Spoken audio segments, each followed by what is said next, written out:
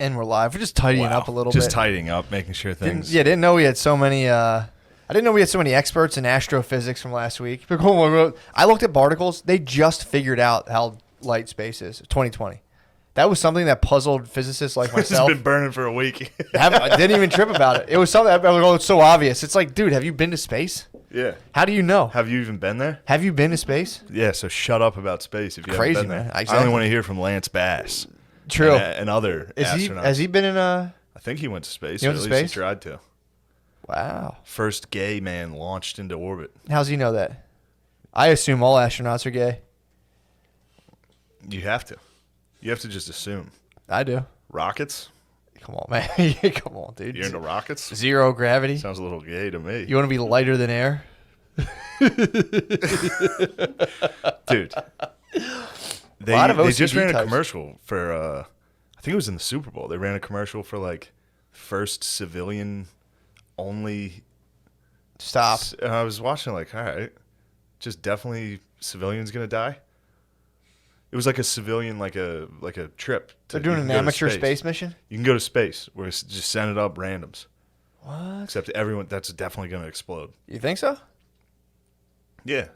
Damn, that's just another thing I got to worry about. So I'm like, oh, you never been to space? I'm like, I haven't been to fucking Europe, dude. Come on. Yeah. Give me some time. Just launching regular people into space. Actually, I think I went to Ireland once. I But get yeah. scared on planes. True. I don't think I could leave the atmosphere. No. Is it just to go up there and like check it all out? Yeah. It's just what Lance Bass did. People being pissed, they get out Did there. Lance Bass go to space? He did. All right. Russians. He went with the You went to Ruskies? what the fuck? That fucking traitor. That motherfucker. They launched Lance Bass. Imagine Putin be like, sir, hold on. We have one more for the crew. Well, it was funny because they were sending like dogs and monkeys and shit, and they were like, "We will also send gays, and then humans." JK, Sent boy bands. you gotta launch them into space. Hell yeah. Do you think when Lance Bass was up in zero gravity, he did the fucking bye Definitely. puppet? Do you think that's what Houston said to him when he on liftoff? Like, bye. We have liftoff. That's great. Yeah, we have a lot of OCD types apparently. Tablecloth at a wrinkle. Everyone's like, Yeah, it's fucked up, dude. we know the set sucks. Hey, man. It I think rules. I think it's pretty good. Yeah, whatever. I like it. It's better than our last 3 sets. True. Living room, sometimes your bedroom. The living room would have been tight. Basement would have been tight. Basement, Yeah. candles. That'd have been terrifying, dude. I don't think I went down that basement for more than like. It got pretty scary down Yeah, there. man. We had a hole. We had a hole in the floor. Scary down there. We had a hole in the floor. The whole thing it was just scary. No, my basement, the one I lived in, not Oh, the God. very spooky basement. Yeah. But I did live down there, and I was convinced Dude, a how spooked were creature you? was coming out of that door. How spooked were you? I got spooked a lot. Yeah, I don't know if There was like a whole mud room, Yeah. like literally just a mud floor that was probably centuries old, Yeah. and then a tiny door that a There's creature, catacombs, a creature of the night could have come out of the catacombs. dude. I was always on guard for creatures of the night. I would be. I don't know if I could sleep in a basement. I'm too I'm having superstitious. a tough time sleeping now Why? because I keep going to sleep to World War II books, Oh, and then I just keep having wild fucking dreams. really? Yeah, they're like fucked up, dude. The Pacific. What The you been having? Pacific? Come on, man. Talk to me about the Pacific. So you've been reading about it. I've been listening. Yeah, I fall asleep listening to Sledgehammer talk about his experience. Dude. Dude's like fucking using their K-bar knives to take out Japanese teeth. There's Why? one guy that was What are they doing alive with them? because they were gold teeth. The gold teeth. Nice. And there was one guy who was still alive, so he kicked the dude's jaw open. Like he cut him here and here, gave him a little joker, Yeah. and then kicked the bottom jaw open to fucking get in more. The guy was still alive for it. And then I'm just tossing and turning. Damn, dude. I'm Imagine dreaming getting about get that handed down to you. Your grandpa, when his grandpa passed away, he's like, here's 4 gold teeth. I ripped them out of a You Japanese gave him guy's to your mouth. slut granddaughter, and she got drunk in the club and lost them. Oh. My grandpa's Japanese teeth are in there. I need to get. They all got melted down to form like first name golden necklaces. Christina. They got turned into Christina necklaces. Dude, how hot was that when chicks used to have necklaces with their names on them? Yeah. It's Christina. It's like, all right. Obviously slut. Yes. There's definitely slut dog tags. If you have your first name like embossed in gold around your neck, it's like, well, Yeah. And if you fuck them, you get to treat them like a dead soldier, and you collect their dog tags. They just see each other like, "Where'd you serve?" It's like Millersville University. I did 7 years in Millersville. I was a marauder. My ass was plundered. I was in an elite unit called Delta Sigma Phi. Man, we were really Some of slutting the it up. best sluts. Love slut. I got a slut battle One with of a my lady. sisters got her stomach pumped one night. Dude, that must suck. Is that real? Is that a real thing? Slut battles? No, I know slut battles are real. I got a I'm slut saying battle this stomach weekend. stomach pump. I don't know. There's a rumor about Lil Kian. Marilyn Manson. A lot of Marilyn people, Manson got his stomach pumped. He had he a got his slut- ribs removed to suck his own dong. Someone also said he got his stomach pumped because he had so much cum. Apparently his own I mean, dick. obviously, exactly. He got his ribs. Marilyn Manson's dick came forward with allegations against him. Have you seen the Marilyn Manson allegations? No, what were they? I don't know them exactly, but I think ladies that had sex with him are complaining. Okay. Turns out he was about that life that he very openly advertised. What was it? They're like, it felt like we were in a cult. It's like, yeah, Yeah, dude. you're fucking a guy that like dressed like the devil on TV all the Yeah, time. It was dude. like, I am the devil. Like, Yeah. what'd you think? Thought Yeah. it was gonna be like a nice romantic evening. Wait, so women are coming out saying he was like evil? I think he's on record as evil. I think he's being brought up on witch charges. Also, what do you? I wonder if Marilyn Manson. I think they have like Puritan judges. Like, was he actually a witch? Yeah, dude, he's eating your pussy, and all of a sudden he disappears. Like, he comes back right the other way, and you're like, whoa, hex, He did hex him. Yeah, dude. If I went on a date with Marilyn Manson, that's your bad for not. I usually don't blame victims, but if you didn't keep a crucifix on you, that's kind With of some your garlic, bad. Yeah, dude, he'll get you. dating a ghoul. That's a ghoul coming at you. He was on TV like, yo, I'm a ghoul. Oh, And then you man. get in the bedroom, and obviously he's going to be ghoulish. There's going to be ghoulish behavior. Damn, dude. What do you think he comes like? Oh fuck. That must like, be he probably crazy, crumbs dude. like you. You think he comes 100%, dude? It's like the light glitch. It's probably he only comes under strobe light. Lights start glitching. He's like, eh. Dude. I don't understand it for the life of me. People who want to be that spooky. All I the time. never have loud comments. But I told you the time I farted. Did I tell you that? When? I was having FaceTime sex with a lady. Always. No, it was Jay Owen. Yeah. I farted. Fuck yeah, dude. On the And I don't think FaceTime she sex? heard. Yeah, I was FaceTime, and I was like, perk. I don't think it caught. I think Apple filters farts. I think they have like a little filter if you're coming and you fart. I they don't. I filter. farted many times on FaceTimes. More like fart times when you were with me. Wait, so you had a what are you talking about? You talking about slut battles?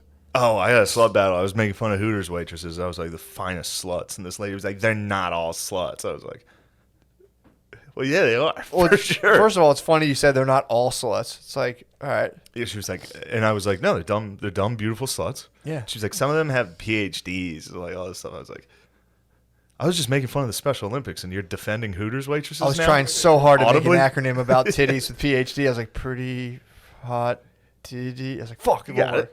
PhDs. There you go. Pretty huge tits, dude. Yeah.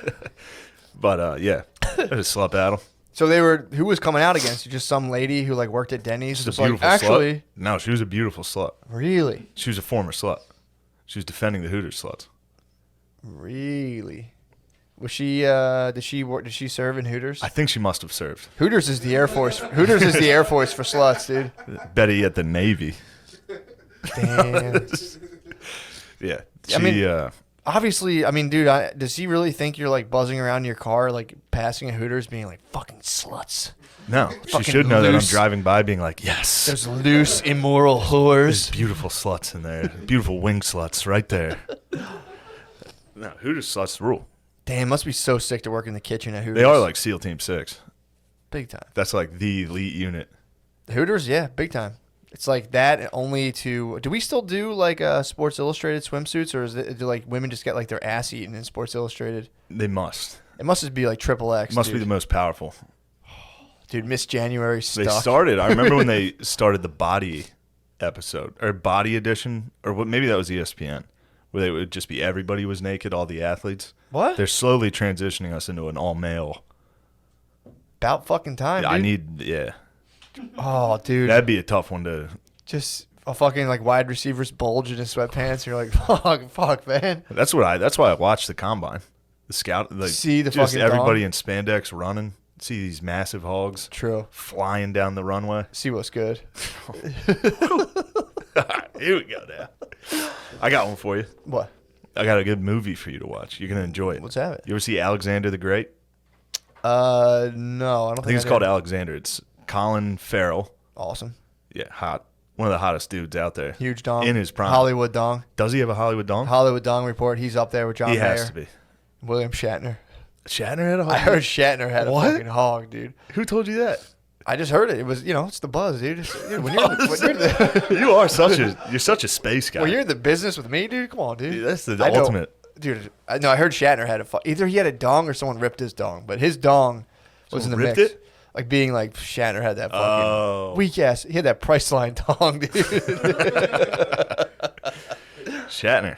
Never thought. Anyway, you would like this movie because it's about Alexander the Great, but he's clearly just a very gay man the whole time. What? He just keeps fucking. There's always hot lady boys wherever he goes. That's all. Yeah, dude. What? The whole Are campaign. you serious? The whole campaign was ruined by hot lady boys. Did you ever hear his speech he Jared gave? Leto's in it. What? Jared Leto's a that's hot tough lady one, boy. dude. They dress him up like a Persian lady boy. He looks so good, He can get mysterious as fuck, dude. dude. He had eyeliner, very mysterious. I was just about to say he must have had that like crow level deep. But there's a lady boy that they encounter when they head east. Yeah, that's a secret weapon, They dude. expand to the empire east, but now they are Greek and Macedonians, so they're Yeah. always plowing boys after battles. Yeah. The sweet boys come in, they party after battles. Sweet boys, you just killed a bunch of guys. You and all your boys just got stabbed. Yep. Send the women home to be They're all servants. tired. They all literally just got stabbed for like Yeah. 8 hours, and then they lay down with the boys. And there's Is one. that, in the movie, are they just fucking boys the whole time? Yes, Stop. Really? throughout, scantily clad, very Fuck, exotic boys. Really? I remember the first time I saw it. I was a young man, and there's one lady boy that the first time I saw him, I was like, I don't like him. Really? He did that to me. Really?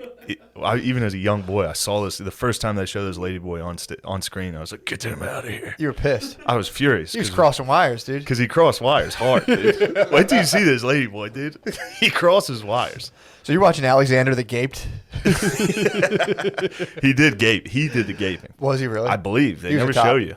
But you would imagine based on Just the boys. once. You think he's in the desert. He's like, all right, come on. Let's see Someone what it's all about. toss one in me here. Yeah, someone tossed one at him. If you're editing this video, show a little screenshot of the lady boy, For right? sure, dude. For sure. I'll see what I'm gonna see. I'll what show you're you the- I'm gonna see what's up with it, and then I'm gonna react like, okay, guys, yeah, this Yeah. lady boy's pretty fucking hot right now. Dude. Okay, let's get back in there. Okay, Incredible cool. lady boys. Whoa. Oh, somebody posted this video on our Reddit that's so good. What is it? It was kind of along the lines of Love on the Spectrum. This was special needs characters. Yeah. A couple of the characters that's and one of the guys was so excited to go to a Ladyboys. Really? It was in Australia. I believe he had Down syndrome. He was stoked that Ladyboys were coming. And he was like, we're going to go. The ladies are so fucking hot. I can't wait to see them. And everyone kept being like, they're boys, though. You know they're boys. And he's like, What? no. He was like, no. Don't break the illusion, dude. He just kept being like, they're so hot, dude. What are you talking about? How did he come upon this thing? I don't know. I don't know who sent these guys to this thing, but they had the time of their lives. They had fun. Of course, dude. But the camera follows him. The camera's in there while he's watching the Ladyboys dance, Yeah. and he's like, ah! Like anytime the Ladyboy's on, he's like, oh, they're so fucking hot. And then at one point, one of the scenes in the show is a Ladyboy takes off her makeup and is a guy, and they show the kid, and he's like. Exactly how I felt when I saw that Ladyboy. I was like, get this guy out of here. Why did they do it to him? And then they bring out more Ladyboys, and he's right back to just like, oh. And they're like, those were boys, right? And he's like, no. No, they're not. They're so just hot. that one tricked me, but yeah. One other than that- trick. There was a guy snuck in. Damn, dude. That's was against great. that's breaking code, dude.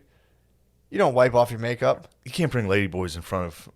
That's like popping off the Mickey Mouse head at Disney World, dude. It really is. You can't be doing It Kids really like, is. What? Yeah, but then you put the mask right back on, and they're like, all right, it's goofy. I knew it was goofy. It's magic. It's definitely goofy. There's not a guy in there. Yeah, whoever posted that clip was fucking That was just a show. So was that like funny. some show that didn't get picked up? They like bought it. and No, they it were got like, picked up. I don't know where. It was airing somewhere. They were like Damn, just dude. showing special needs people go to. Is that what Australia's Hollywood's all about? So, Australia, Hollywood, dude. It's just like, look, we got an idea. bit of an idea. How about some of those special fellas go down? We show them some transvestites. Dude. Tricked them.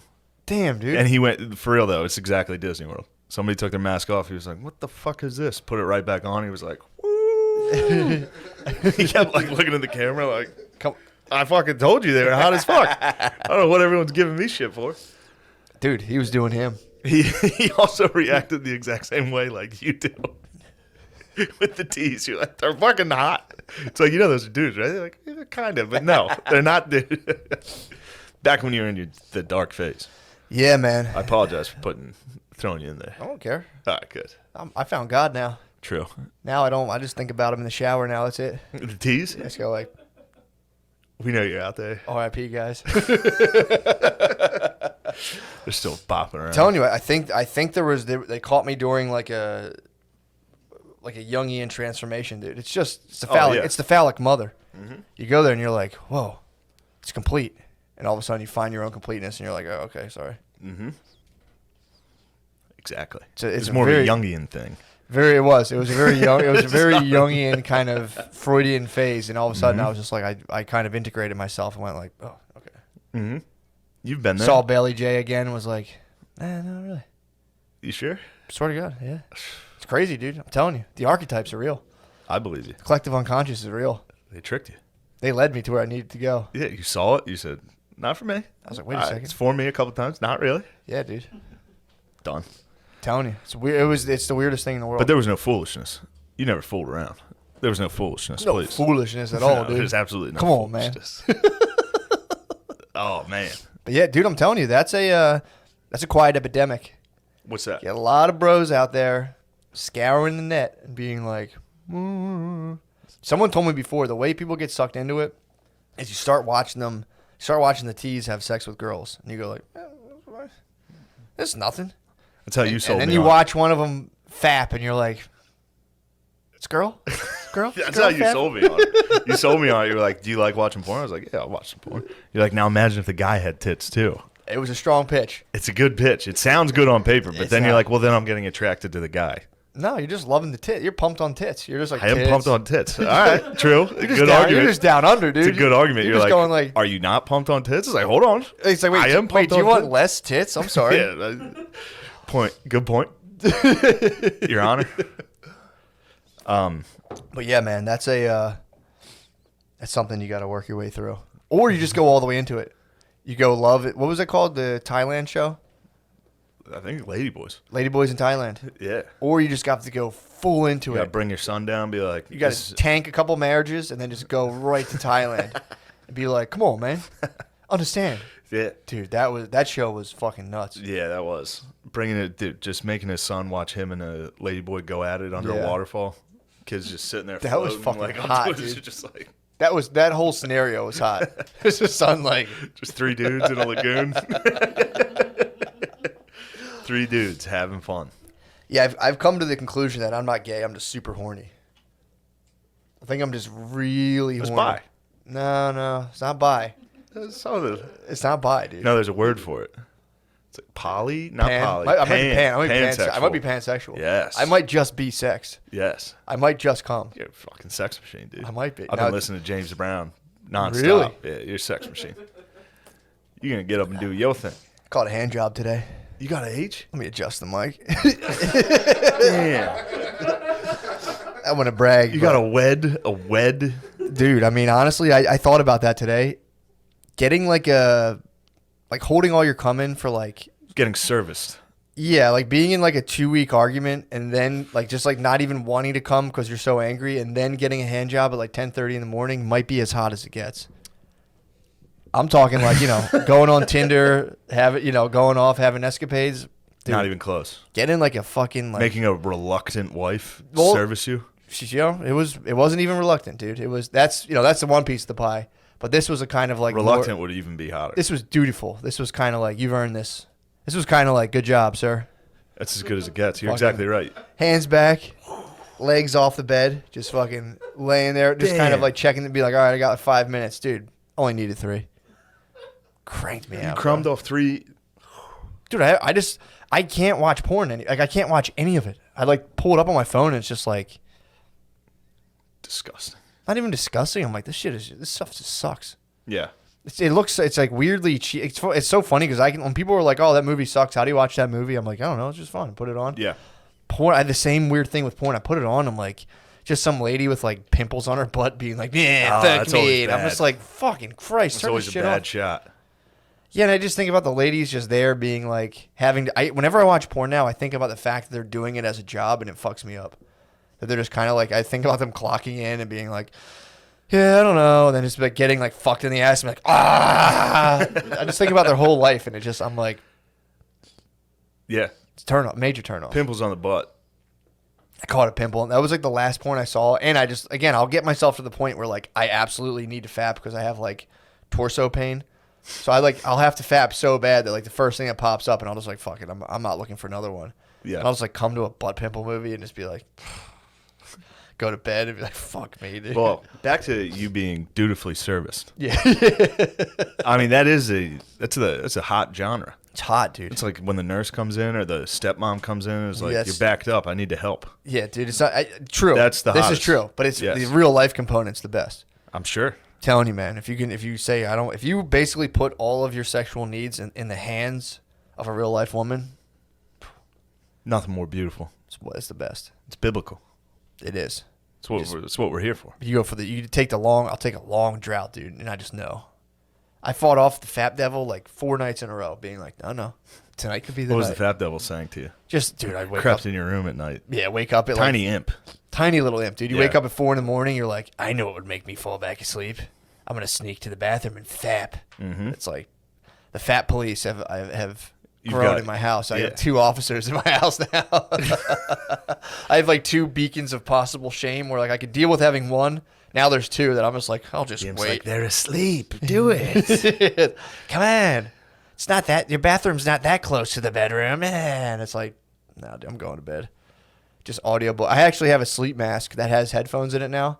So now the Dude, fat I can't even like fat devil comes, dude, and I just audibles my crucifix, dude. I put the sleep mask with the earphones and just crank up spirituality books on fucking audible, and I'm like, oh. Wait, why? Like, yeah. All right. It's just weird. I know, but just fap, dude. That's what I say. I say Just that to get myself. it done. Just get it done. Like putting True. yourself through that like personal true. battle of just like no. It's like you've made that. I'm not True. You've made it a battle. You can just be like, this isn't even bad. True. I don't Just- think it is bad. Yeah. It's just the porn. Like I look at the porn and it's sad.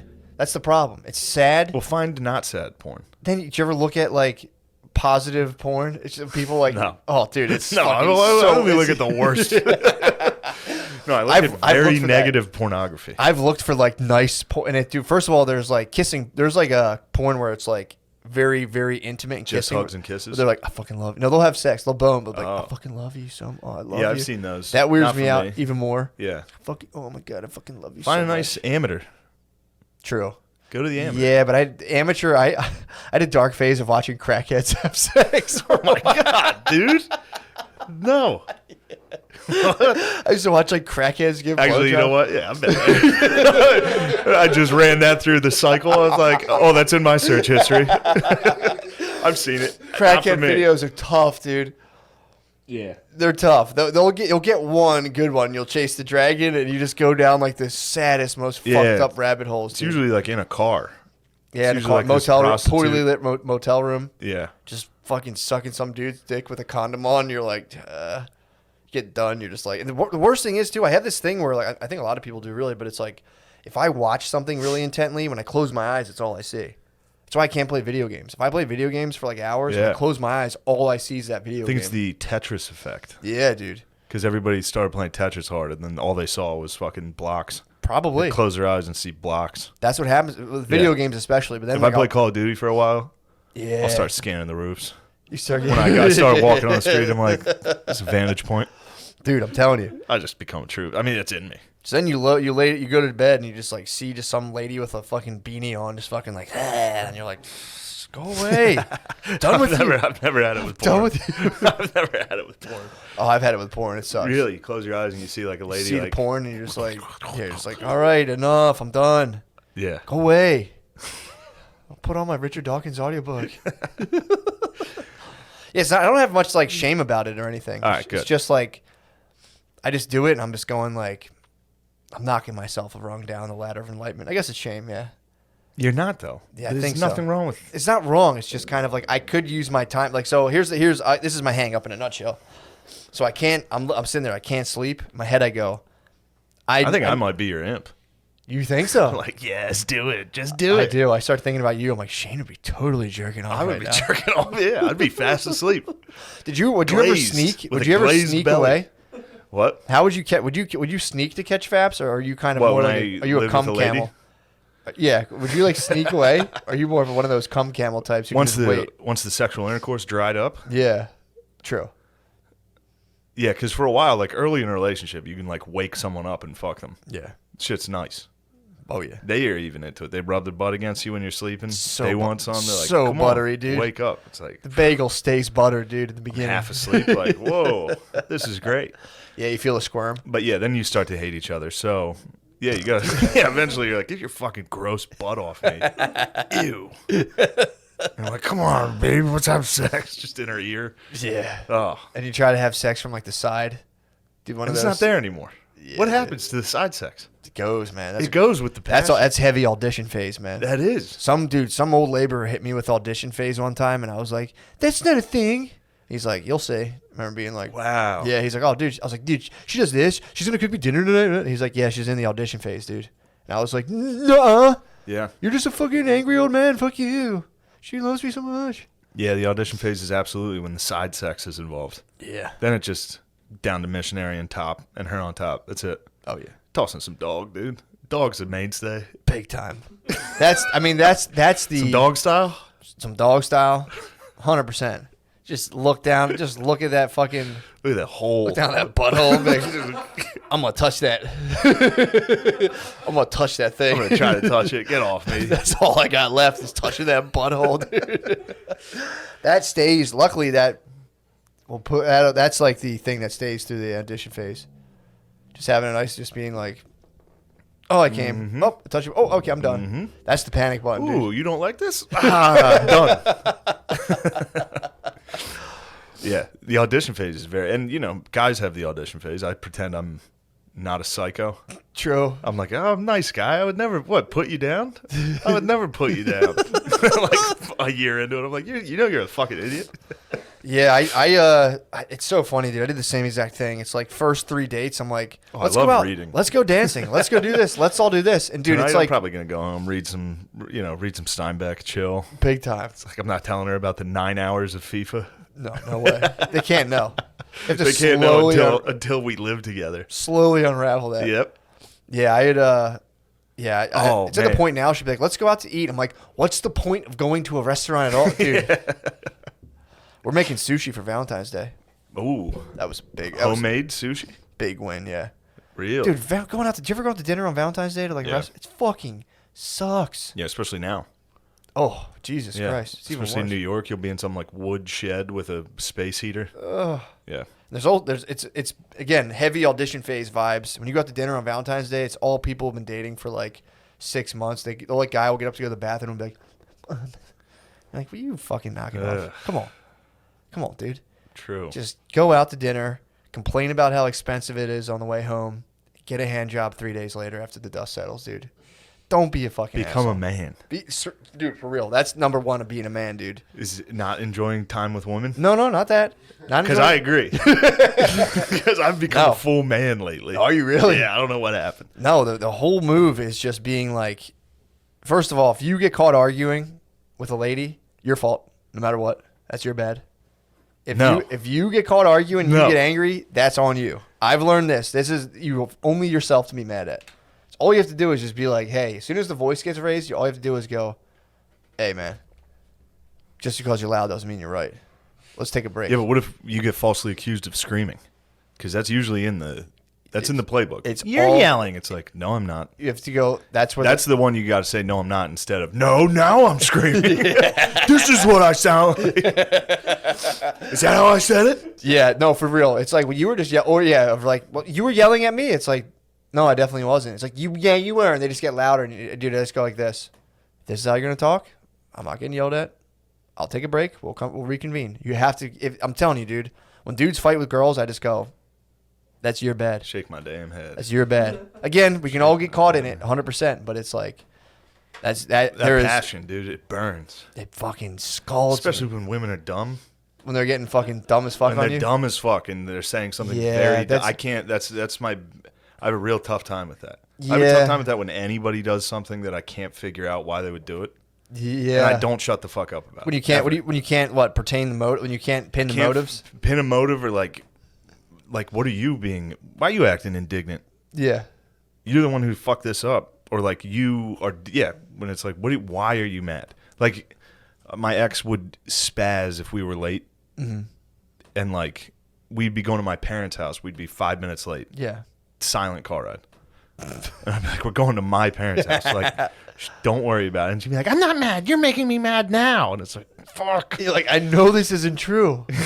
Yeah, what you're saying is false. This is a falsehood, you wench. Yeah, man, I'm telling you, that's the move. It's like you can't ever. But we were late because I was playing FIFA. So Really? a lot of times we'd be late because I'd be like, hold on, we're in the 75th minute. Have you ever been late because of her? Almost definitely, yeah. Yeah. Yeah. So getting right. any kind of equality, if you're like, well, just imagine how mad you'd be I would be right now, dude. You just have to. That's forego the hardest thing to put down. Forego is that all of it. argument of like, just imagine if the roles were reversed right now. Yeah, dude. Because, never mind. Yeah, dude. No, You're imagining women can also imagine. they imagine. Do you think they imagine? I don't think they it's different. dream. It's different. They don't dream. You They don't wake think up they and dream? lie about dreams. Every woman's dream journal is just her making up stories. I don't think they sleep. I think They they may not they sleep. lay there and just imagine different ways you can betray them and wake up and be like, I had a dream last night. You cheated, and it's like, fucking pig. you bitch. I know you weren't sleeping. You guys don't sleep. They don't sleep and they don't dream. They're lying about dreams. If you find a dream journal, it is entirely made up stories. Falsehoods, dude. Yes. It's just lies they're planning to tell. That's all I do. They wake up and they're like, I had a dream last night. It's like, why are you lying? didn't. Why are you lying to my face? Dude, I can't wait to hold it down and be like, dude, I know you don't You sleep. guys can't sleep. I know you don't sleep. That's why, dude, did you ever notice women will get hangovers and just pop up and it's like, you Women fucking plow through witch. hangovers. Dude, it's crazy. They'll just be like, oh yeah, I like fell over last night. They'll just be like out like If I fell over, doing yoga and you're like, huh? if I fell over drunk, I'm in a coma for 3 days. Yeah, dude. I mean, you've seen many That's podcasts. because you need sleep. You've seen podcasts where I've fallen over the night before, and it's just Yeah, dude. last week. That's because Last week, I was like, yo, you got to carry this episode. that's because men have muscles and men need sleep. too Women don't jacked. have any I'm muscles, too so you jacked. don't need to sleep. Exactly. Exactly. That's Man. that's why we Hate- have dreams. It's when our muscles are being hate built. seeing youngsters that just think hangovers are nothing. Yeah, it's a funny one to watch. It's like, Like, all right. yeah, I don't get hungover. It's like, yeah, you will.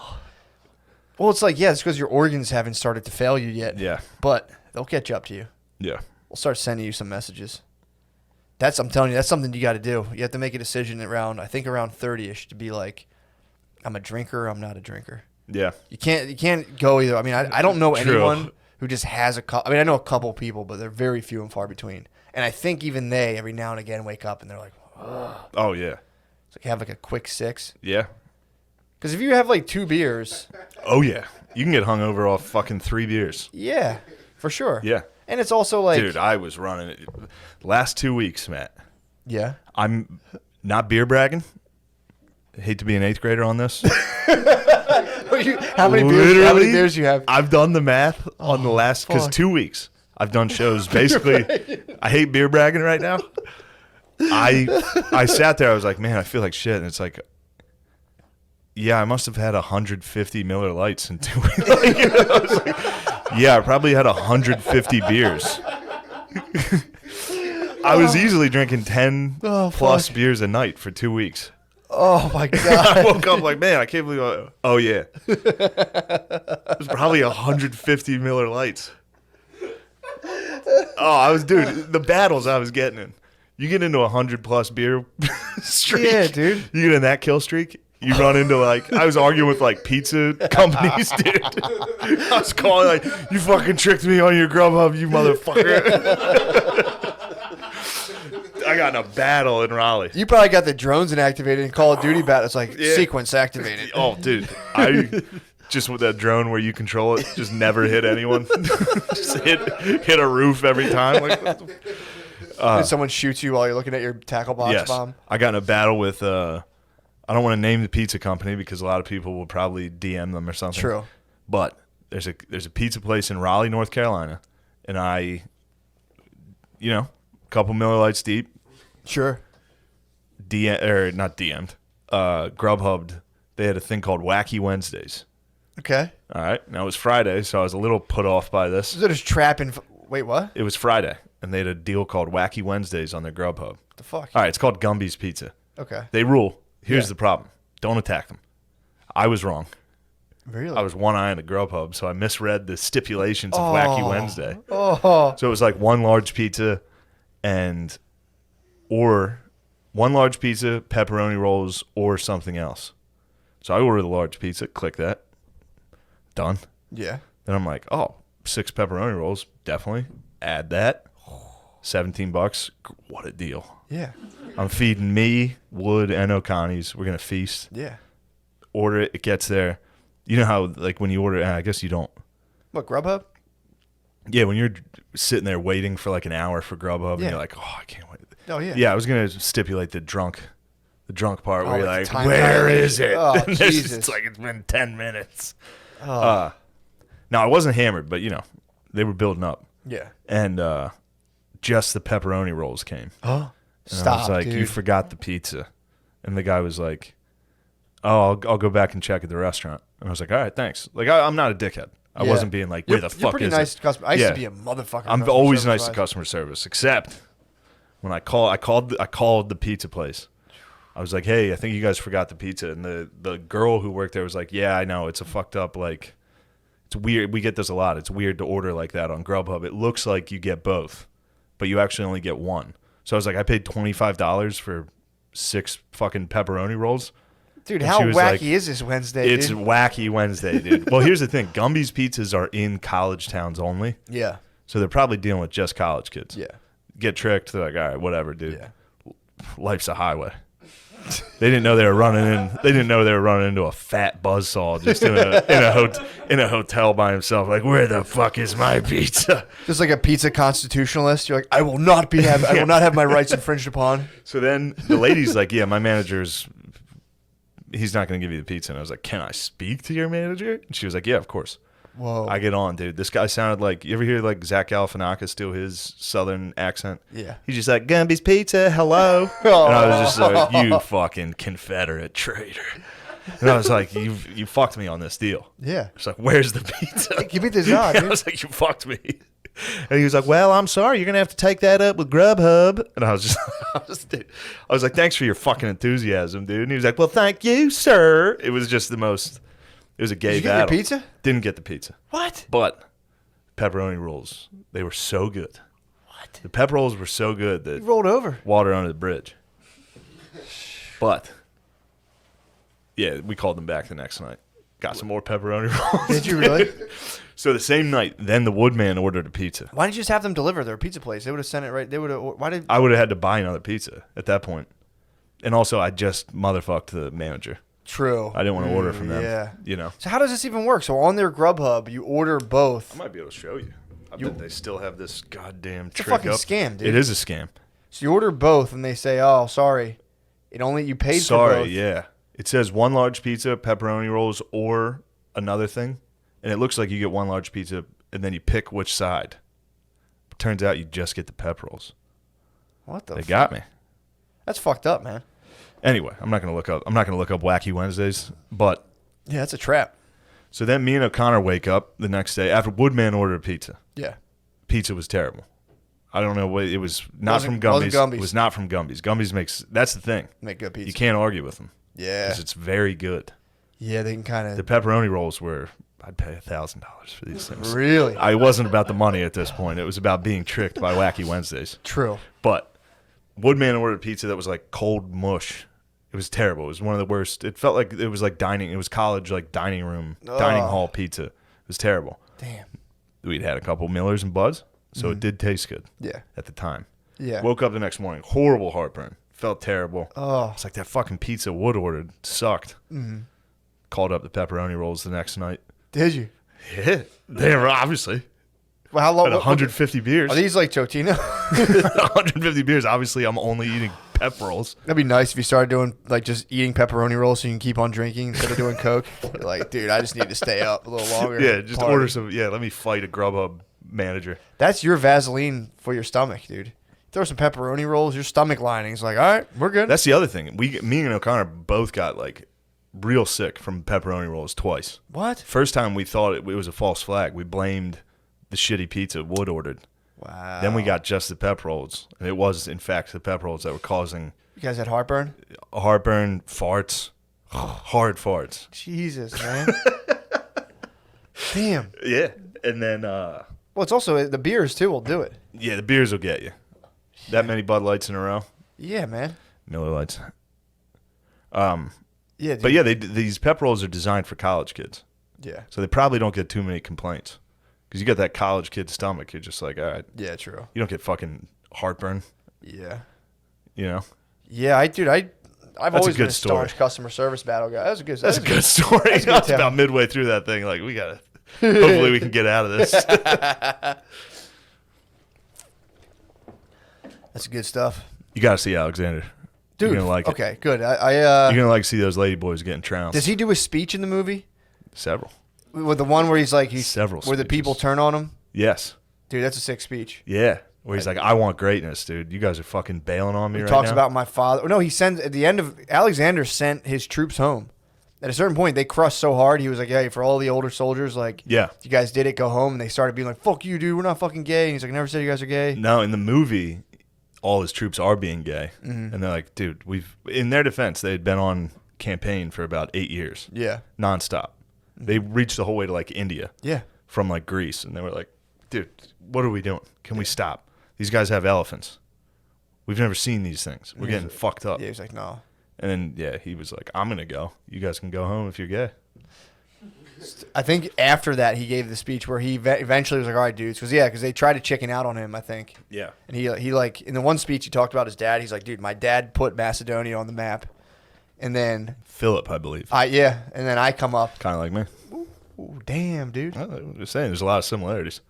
Can you change your name legally to Shane the Great? Alexander the Great. Shane the Great. Shane the Great.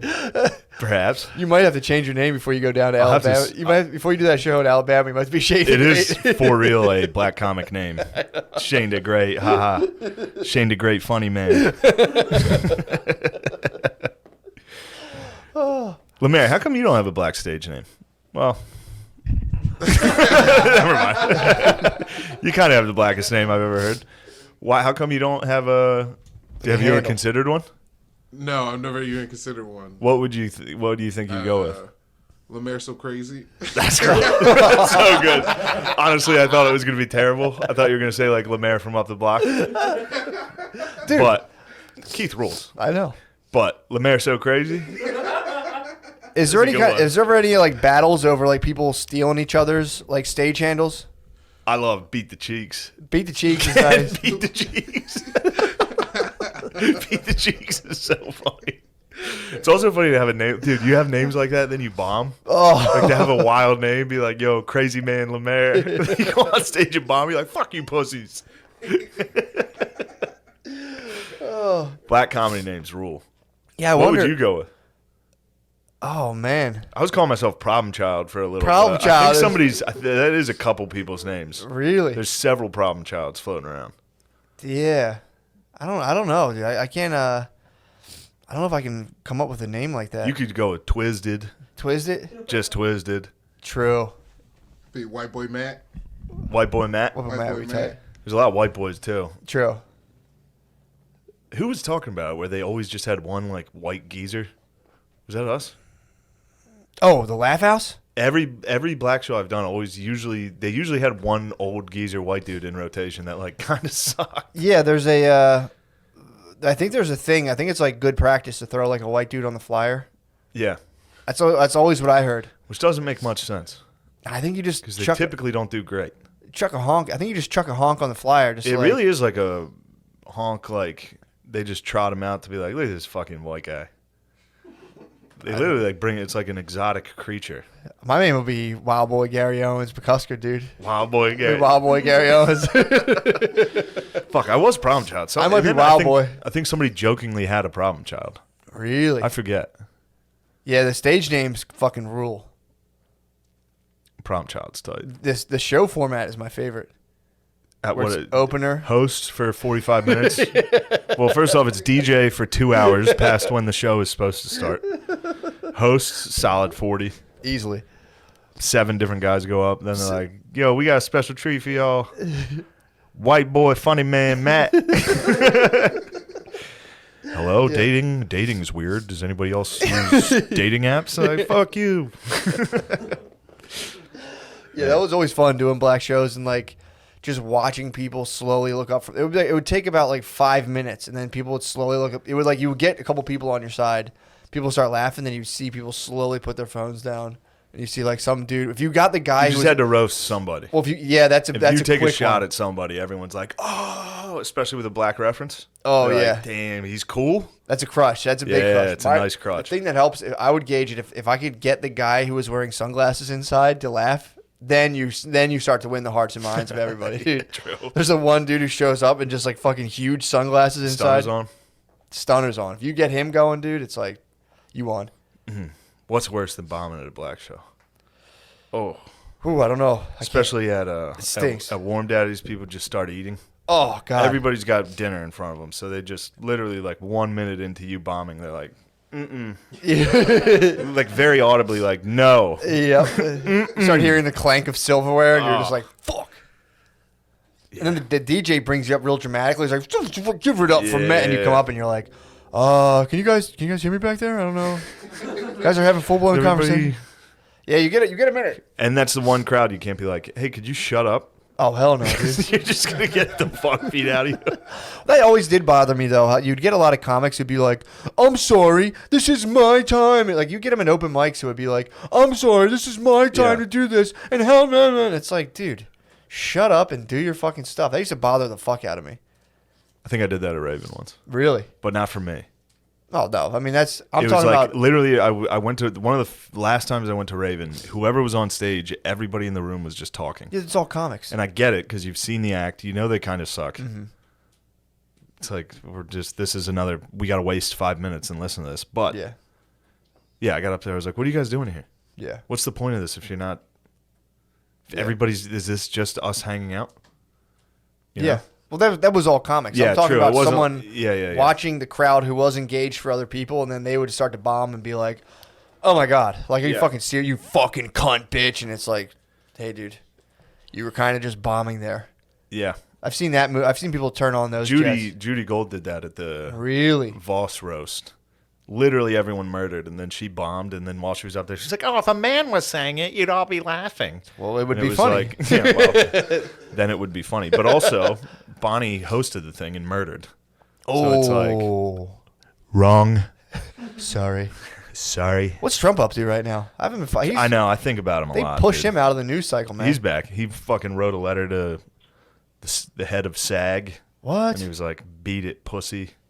Yeah, it was pretty tight. Wait, so now he's resorted to letters now? Yeah, he's writing his letter. He just writes full letters to people with the seal of the former president of the United States. He started his own office. What? The office of the former president of the United States. Fuck, dude. Yeah. What's he up to? It's just fucking balling out. What do you think? True. What is he up to? I haven't heard anything Is he up about to him. anything? Haven't heard anything about him. Dude, Stoners, what do you got? they have, dude. There's this store near my house that sells like, basically knickknacks for like rich, like kind of younger white people who live in cities. Yeah. They sell political action figures. So they have one of Joe Biden, his action figure slogan on the side of the box. It says "Truth over lies," and then they have one of RBG that says like, I think it says like dissidents or something like kind of like Yeah. revolution. She resisted. Yeah, it's something No, like she that. didn't. She was in the Supreme Court of the United States. She literally was the system. Yeah, Dude, they have these action figures and people buy them around me. I've seen them in the windows where they'll put their favorite politicians, and it's just like, holy fuck, man. These are, you know, I wouldn't say this I wouldn't area get is super zip. I wouldn't get action figures of No. superheroes. No, that's weird. That's weird. That's weird. As an adult, Yeah. you toss in a fucking RBG Joe Biden bobblehead. dude. It almost shows you almost exactly like people kind of on some level know that it's all fake and bullshit, but rooted on for some reason. It's like, dude, a fucking Joe Biden action figure that says truth over lies. Damn, I had a nice bobblehead collection when I was a kid. Did you really? Forgot about You that. have any McGuire's? I had a Notre Dame bobblehead guy from like my dad, so it was old. Nice. I had an AI. Tight. I had an Allen Iverson bobblehead. Pretty Tight. sick. I think I had a Favre. He was standing in Lambeau throwing the ball. Tight. Sorry, got me fired up on that. Favre rules. Yeah, that fucked me up, dude. Seeing the political action figures, it's just like, what the fuck is this? Yeah. There's a store near my house. It's political action figures, and then there's a book, children's book. That's a new thing now. You do super woke children's books. So there's a book called Anti-Racist Baby. And No. yeah, dude, it's fucked. You walk by and it's just kind of like, I've read actually Amazoned it just to like look to see like so I can see the insides. It's like, it's just fucking weird to think you would be. The funniest thing about giving kids like racial, like the idea of a highly racially charged children's book is you were at like in 15 years from now, the landscape will no doubt be totally different. Yeah. So you're just inculcating your kid with just like out of date extreme Inculcating. beliefs. Man, come on, man. Woo! 11:30 on the SATs, dude, all verbal. Woo! 1170. Chilling. Yeah, but my math was so low that it My was math like, was terrible. really what'd you Perfect get? score on English. Stop. No way. Couldn't think of a word. Couldn't defend myself with a word. Yeah, you know what? Speaking of like the landscape changing, I was watching the Ken Burns thing on jazz.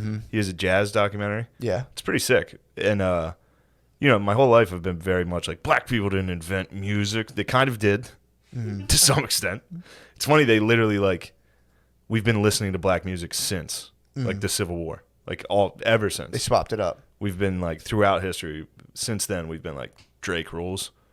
Like no matter what. Yeah. The most popular music is that for the most part. But it was funny to listen to like the African American historians just the way they talked in 2001 I think when this documentary came out versus how they would have handled it today. What were they talking? What was? They were just much more like this guy was like Louisiana or like New Orleans was like a gumbo. Like we all were different, but we all still worked together. Like we made it work. You can't have gumbo without, you know, the roux. You need different people working together. It's like, oh, that's a nice way to put it. The roux? No, just like, You know what roux is? no, not exactly. He's calling. It was a fucking. That's a slur, dude. A roux is like a flour. It's a floury mixture you thicken it with. Yeah, that's not. No, he wasn't. It's a slur, dude. No, no. He was just saying you can't make it. It's not gumbo without the roux. Heard that? Yeah. He's like, it might be a good soup. It ain't gumbo. Ain't gumbo. Um, Some thick pasty whites, dude. Thick pasty whites that invented the horns. Pardon me. It did bother me though, and I've done this before where I've harped against this. It annoys me. It's like they might have invented a genre, but why are we like, oh well, they're allowed to appropriate previous music. Yeah. As soon as they do it, it's theirs. Yeah, it's one of those again. Whoever dude, you know, and it's not just black people that I'm saying this about. It's like anybody. Nothing's new like that. Yeah. Like you can't just be like, this is mine. If it's something like music Yeah. or singing, it's like, where'd that come from? Obviously, it came from something. It's one of those arguments There's that no Big Bang in music. No, it's one of those arguments where There's Big Band. True.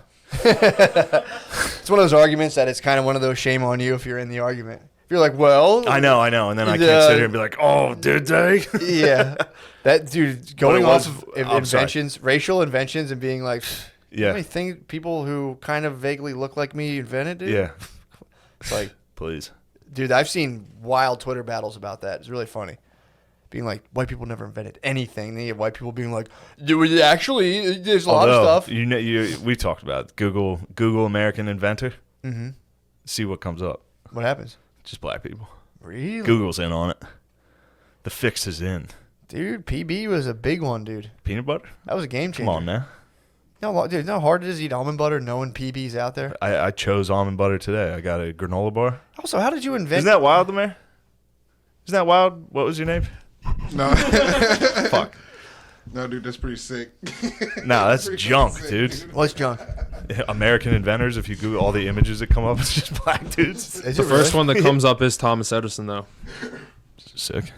So, there's It'd be tough to leave him out on that one. obviously a patriot somewhere there at Google who's like, I'm not leaving him Yeah, out. it's like we got to put this guy in. Come on. Wait, so where is that? Is that real? Pull that up.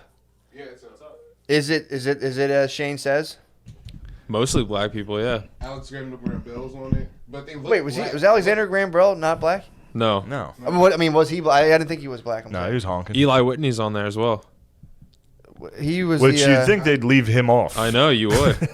Invented the cotton gin. Yeah, he's a Tesla of his time. Yeah. First, Thomas Edison, George Washington Carver, Lewis Howard Latimer. So you're saying they're trying to rewrite your history? They did blackface Alexander Graham Bell hard as shit.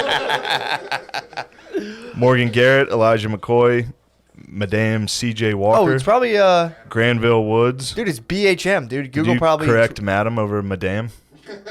Thank you, Lamar. Google Google probably BHM the algorithm for a minute. What do you mean? It's fucking in February, bro. No, it's been like this Really, forever. dude. The funniest thing about these things disseminating. You got Franklin all the way late behind fucking Lewis Howard Latimer. Come on, You don't know what Harris man. Latimer invented? What do you invent? He was like a patent. Hot air balloon. He was like a patent on the No, light he bulb. actually That invented What? what Shane said. he was like a side patent on a invention. Really? How does that work? A lot of these are like. I mean, I'm not. Don't make me disparage these great African American inventors. Yeah, true. I mean, I'm being forced into this. Like, I man, don't if you're wanna gonna do tweak this. my hand, Uh, it is funny when people notice that and they're just like, "What the fuck?"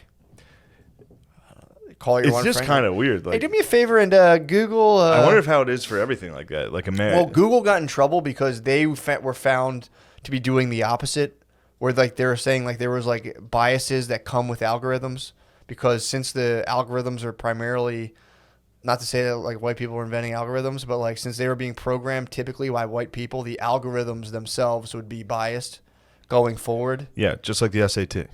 Yeah. So they're saying like they were trying to make an effort to like make them less racist, and I guess they fucking won. So like, they're like, yeah, no. They didn't get American painters. I'll tell you that. They got the honks pretty heavy in this one. Dude, how about the hullabaloo about the Super Bowl commercials? First of all, I was stunned. I saw the Woodman. Oh, you I didn't was know like, that no, I had commercial? no idea. Yeah. I knew Pope and McKeever were up to something. I didn't know Yeah. the Woodman was up The there. Woodman man. was in it. I was stoked, man. Yeah, that was fun. What was funny watching people spaz about commercials, and it was just kind of like that was nuts to see people like this is fucking outrageous. Oh, I couldn't believe it. And then I started thinking like times I watch commercials, and I'm like, what the fuck? What are they trying to say here? And I'm like, yeah, fuck, damn it, True. I've done it. Fuck. Yeah, but the stuff you're getting upset with, I guess. Yeah, true. No, I'm telling you, But you don't want to, like, it was just like corporate lecture after corporate lecture of like, Sure. America's great. We need to come together. True. Tampons. Yeah, true. It was like, Yeah, it was more of a meta picture. You're right. yeah. Yeah, this was a. Although I was a little hungover before the Super Bowl, and I got pretty emotional a couple times. Why? There was one of where it was just talking to all the parents, Mm-hmm. girlfriends and shit of the players, and they were talking about how proud they were of the guys. Yeah. And I was just laying in my bed like, so sweet. Yeah. And then Proud thing gets me every now and again. I'll see that. Like, parental pride. Just- yeah, dude. I was or watching. Bay, your Bay's proud of you. Your Bay's on camera. Like, I'm fucking so proud of this guy. I'm just sitting there.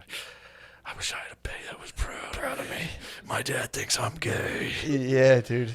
I'm telling you, I was watching Avatar: The Last Airbender recently. Also, I'm almost done. I'm almost done. I'm on the siege of the Fire Nation. The last episode, season Big 3 time. is fantastic. But they do the thing like the Uncle Zuko is very proud of his. No, I think it's Prince Zuko. His uncle, whatever his name is, Dragon of the West. Ira, yes. I was gonna say, He's like, you've got a black autist right here. That's anime Wikipedia over there.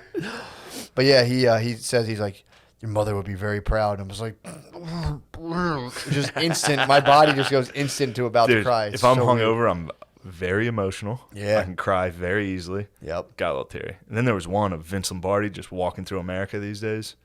Just like, we got to fucking rise up. How old's Vince Lombardi? He's a geez. He's dead.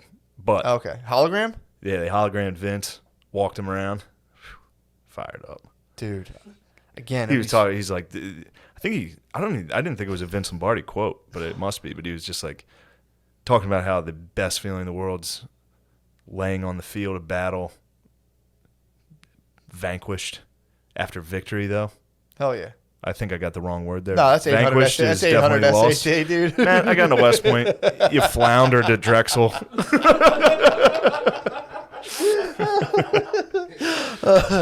You know how it is to be laying destroyed on the battlefield victorious. Yeah, that's True, it. true. That's the fucking quote, Gave dude. it your all. I'm gonna look it up. You piece of You, shit. you gave. I'm talking about giving it your all. Exactly. That's what I'm talking about. And then rising up together.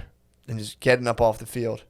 Dude, you know what kind of bummed me out a little bit of the Super Bowl was I only caught the Matthew McConaughey commercial, and I don't know, dude. Like I said, I don't like to obviously go make millions of dollars doing that, but I saw McConaughey, dude, hawking 3D Doritos, and was like, fuck, man. Yeah. Saw Drake on the insurance. I was like, this kind of bums me out. I don't know why. I don't know what it is about it. I just go like, fuck. Just the McConaughey man, dude. He wrote Exhausted, vanquished, whatever. No, I think vanquished means literally defeated. Or exhausted. No, I don't think it means exhausted. I think the vanquished means Yes, like, you've defeated. been defeated. What? Vanquished. Porn. I hit Windows on my. It's just porn. I was like, Dude, they gotta make a thing for that. When you fap and you forget you leave it up and you open your phone, you're like, oh. Especially the definition: defeat thoroughly. You can still win, dude. 100%. No, I hear you, man. What does vanquish mean? Come on, Dude, there's nothing worse than whipping out your phone, seeing porn, and you're with Bae, and you just go, you put it back, and it's instantly just kind of like, all right, keep it cool. Don't pull your phone right back out. Wait a Yeah. second, and then you're just fucking like, I wonder. You kind of tilt it a little bit because you got to first of all you got to turn down the volume because it's like, did I leave it up with the audio? Yeah. So That's right the away, scariest part. phase one of the operation, you go in, turn that volume down all the way. A nice button. I think if you hold the button down, it goes all the way. If you get spotted doing one of these, like, what are you doing? Like, well, I was turning my volume down all the way. Don't worry. It's nothing. And then you wait. You just kind of strike up Convo, see if they're in their phone. Then you go, I wonder if blah, blah, blah's open. Pull it up. Hit that X. Dude, that's terrifying. Yeah. Sucks. Porn?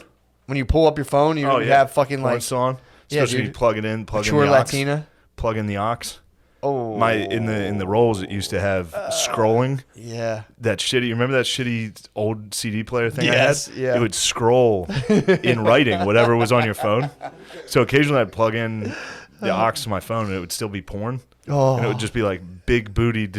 Like, it would like scroll across. And yours It'd be would like play automatically. stepson porn, Oh. stepmom porn.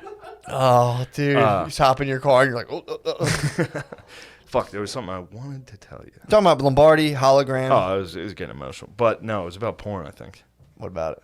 Oh, one time I brought up my, you know how it's most frequent on your Safari search? Yeah. Like there's icons at the bottom. Well, I go in. You don't go into. Have you been such a rogue agent that you don't pull up like this? incognito browser? No, never. Dude, Why? Who cares? That's Ronin, dude. Why? Who cares? So you don't have that kind of. You don't have junk popping up on that. I don't even mind, bro. When That's you're true. when you're a lone wolf, True. That's fucking sick. there's nothing you need to fear. Although one time I brought it up, and one of these was the P for porn. They're just a yellow You gotta block start P. yeah. And a girl was like, watching a lot of porn, and I was like, slut, how do you know that? Slut, how do you know what the P means? Dude, I remember I got a Kindle for my birthday during my first marriage. I didn't know. Girls who watch porn, Oh, dude. very True. negligible. That was a test, you bitch. You failed. Disgusting. Dude, true. That is absolute trouble. I got a Kindle for like my birthday when I was married. First marriage. Back when I was a porn addict. And I ruined it. I got a Kindle and I didn't know about that whole thing. Like it would show you like your top sites. I remember I just was excited to have something bigger than my phone to like jerk off with. Dude, I was fapping my brains On a out. Kindle. I couldn't get that shit off there. it was just there. There's nothing there wasn't much more stuff I could look at.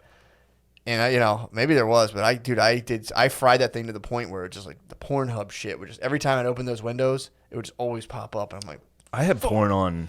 I had a Kindle, except mine was the old one. yeah, that's what I had. Like, so it was like the screen looked like text. Oh, like you had the old one. yeah, I like got it you, looked yeah. like the page of a book. Yeah. And you could look porn up on it. Now, it didn't move, but you could get like a pornographic picture.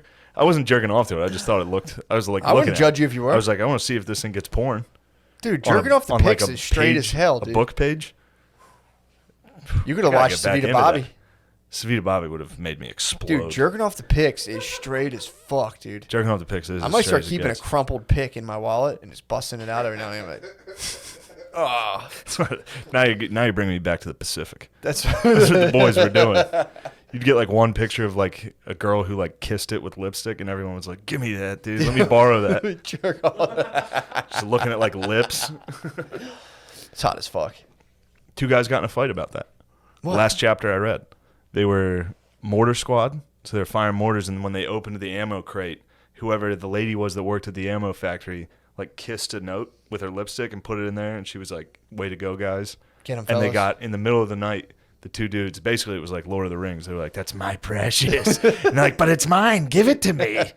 And in the middle of the night, they got in a fight in their foxhole over whose the kiss was. Oh, And like all the other guys in their foxholes were like, "Oh shit, a Japanese got into one of our boys. We got to kill this person." Like, so all of the other soldiers were like, "We're gonna have to fucking kill these guys," because they all heard them fighting. And then eventually one of them responded. Like, they were like, "Who's in there?" And they're like, "It's me." Like, "What are you guys fighting about?" They're like, Nothing. "He took my fucking picture. It was mine." damn, Sledgehammer was just contemplating what that lady must have felt like. She was like, "Oh, here's a nice treat for the boys on the front line." Like, sent kiss? it. Two She- dudes yeah. like, "That's mine, motherfucker." She knew what she was doing. She could have never imagined. She knew what she was People up to. back home had no idea. True. Guy like me, True. No, that's true. Guy like you down there. guy like me, I knew all about what it was like at Peleliu. True. I'm surprised you're not PTSDing yourself, dude. Reading I all this kind of war am, stuff. dude. I'm reading. I'm having dreams. Yeah. Yeah. Taking you back, dude. Back to boot camp. No, I did have a boot camp dream again. Did you? Yeah. You gotta. It's read, one of you gotta those, it's re-enlist. like- it's like how a old, high How old school- can you be until you can re-enlist? Well, that was a big problem in the dream. It was one of those. You ever have sports dreams? Or like I used to have. I have I have football. comedy dreams where Those, I just forget. I just go up comedy and dreams where I you just go forget like your notes. Football dreams where like I lost my helmet Mm-hmm. before the game. Now because I'm literally falling asleep to boot camp stories. I'm like had one, and I was like in the middle of this thing, and I was like, I can't fucking quit again.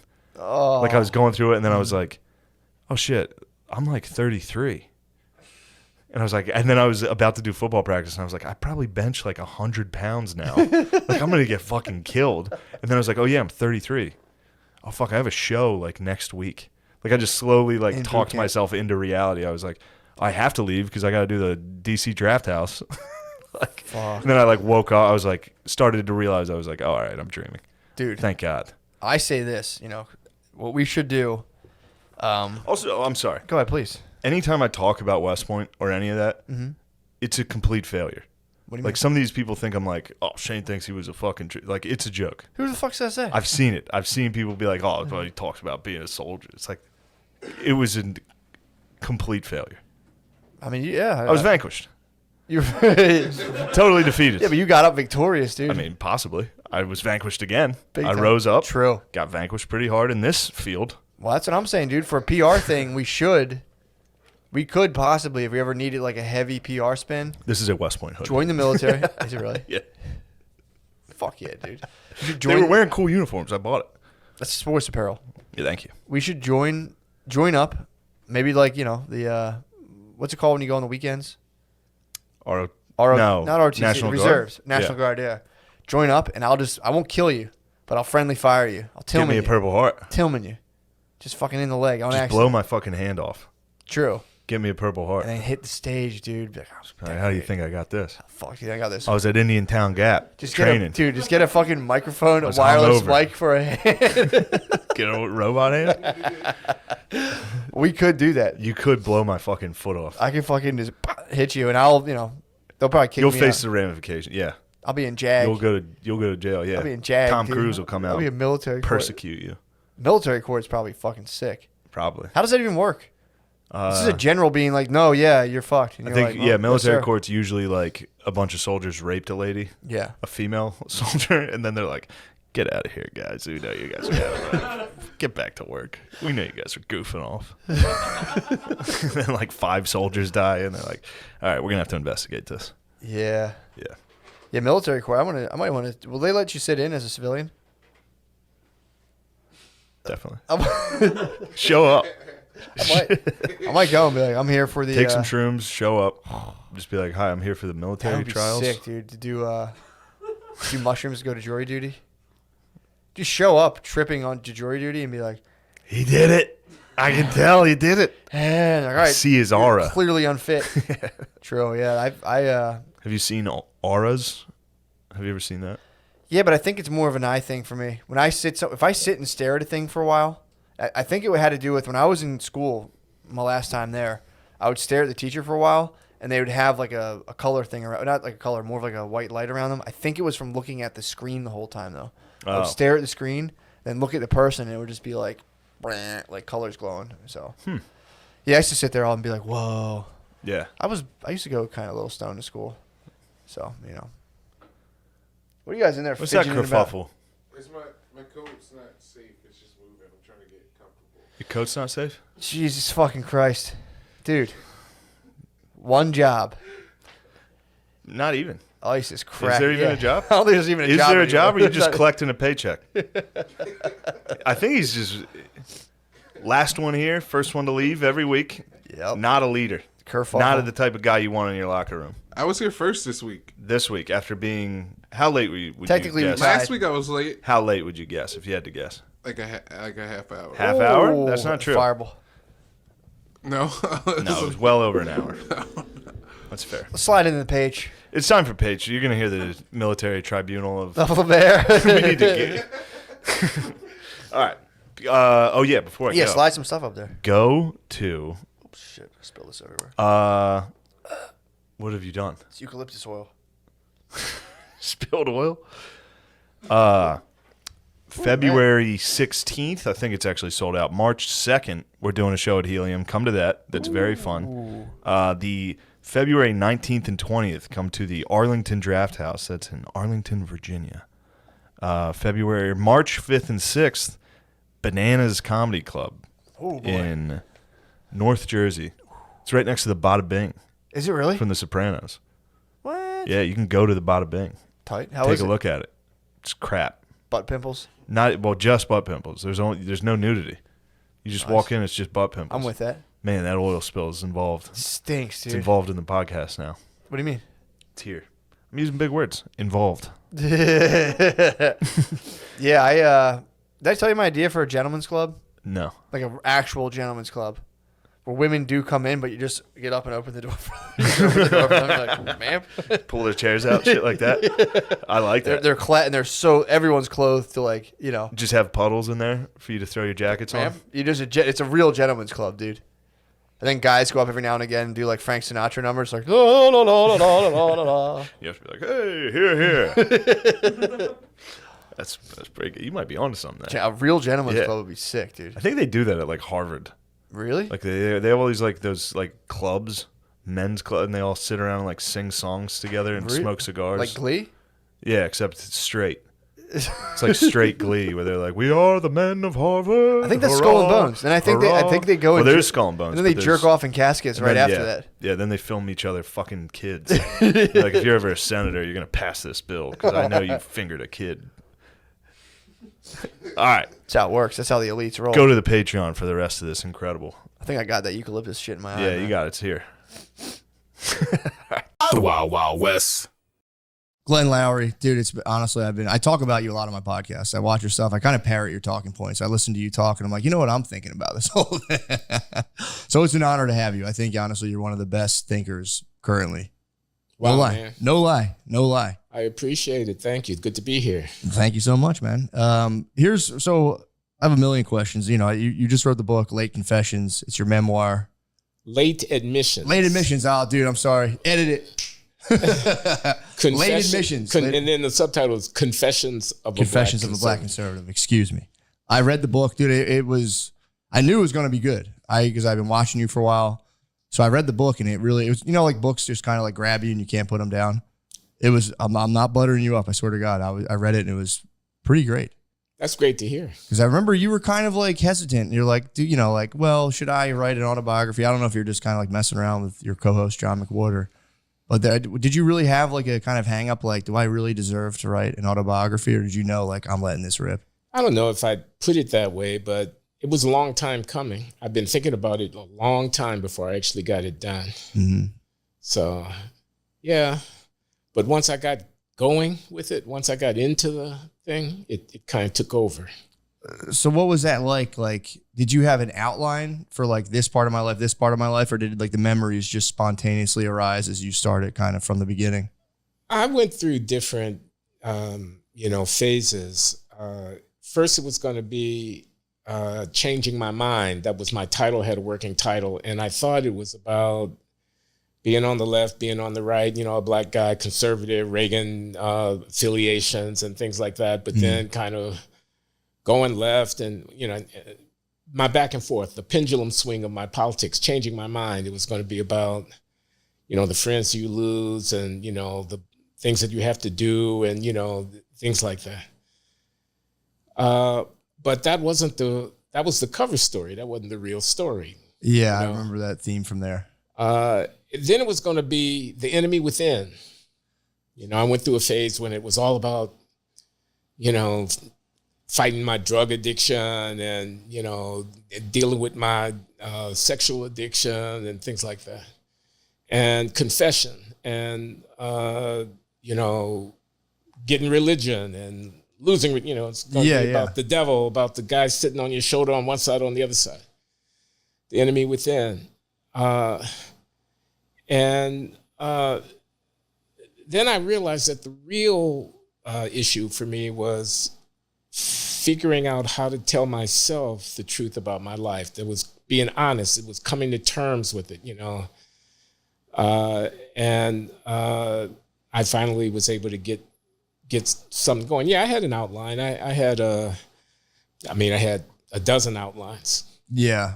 You just didn't know how deep you're going to go into. You know, I knew I wanted to do the Chicago thing. I knew I wanted to do the MIT thing. I knew I wanted to do the Harvard thing. I knew I wanted to do the drug thing. I knew I wanted to do the church thing. Yeah. So I had these, you know, but it didn't have the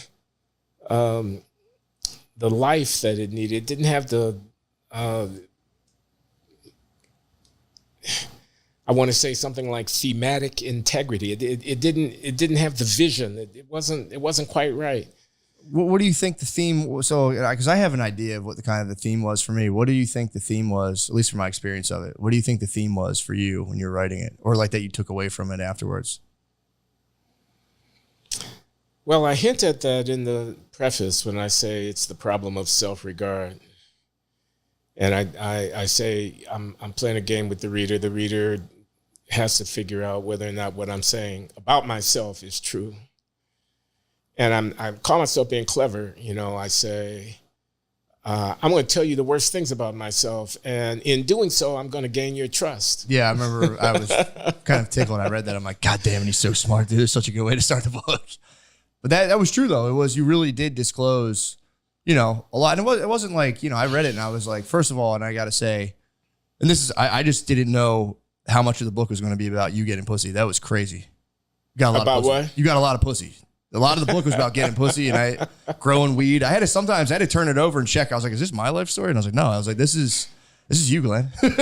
Well, I wasn't bragging. I wasn't trying bragging. to prove anything. No, you no, know? no, I dude. was just telling you what Well, you don't happened need there. to, bro. You don't need to, man. That was the smoking jacket, dude. I would try to explain that to people. And they're like, what are you talking about? I'm like, dude, it's the funniest thing. Was your Uncle Adler smoking You jacket? should have known my Uncle Adler, man. Yeah, that was my Uncle Adler's smoking jacket, and he gave it to me. I mean, he came to my bachelor pad on the near north side of Chicago, Lincoln Park.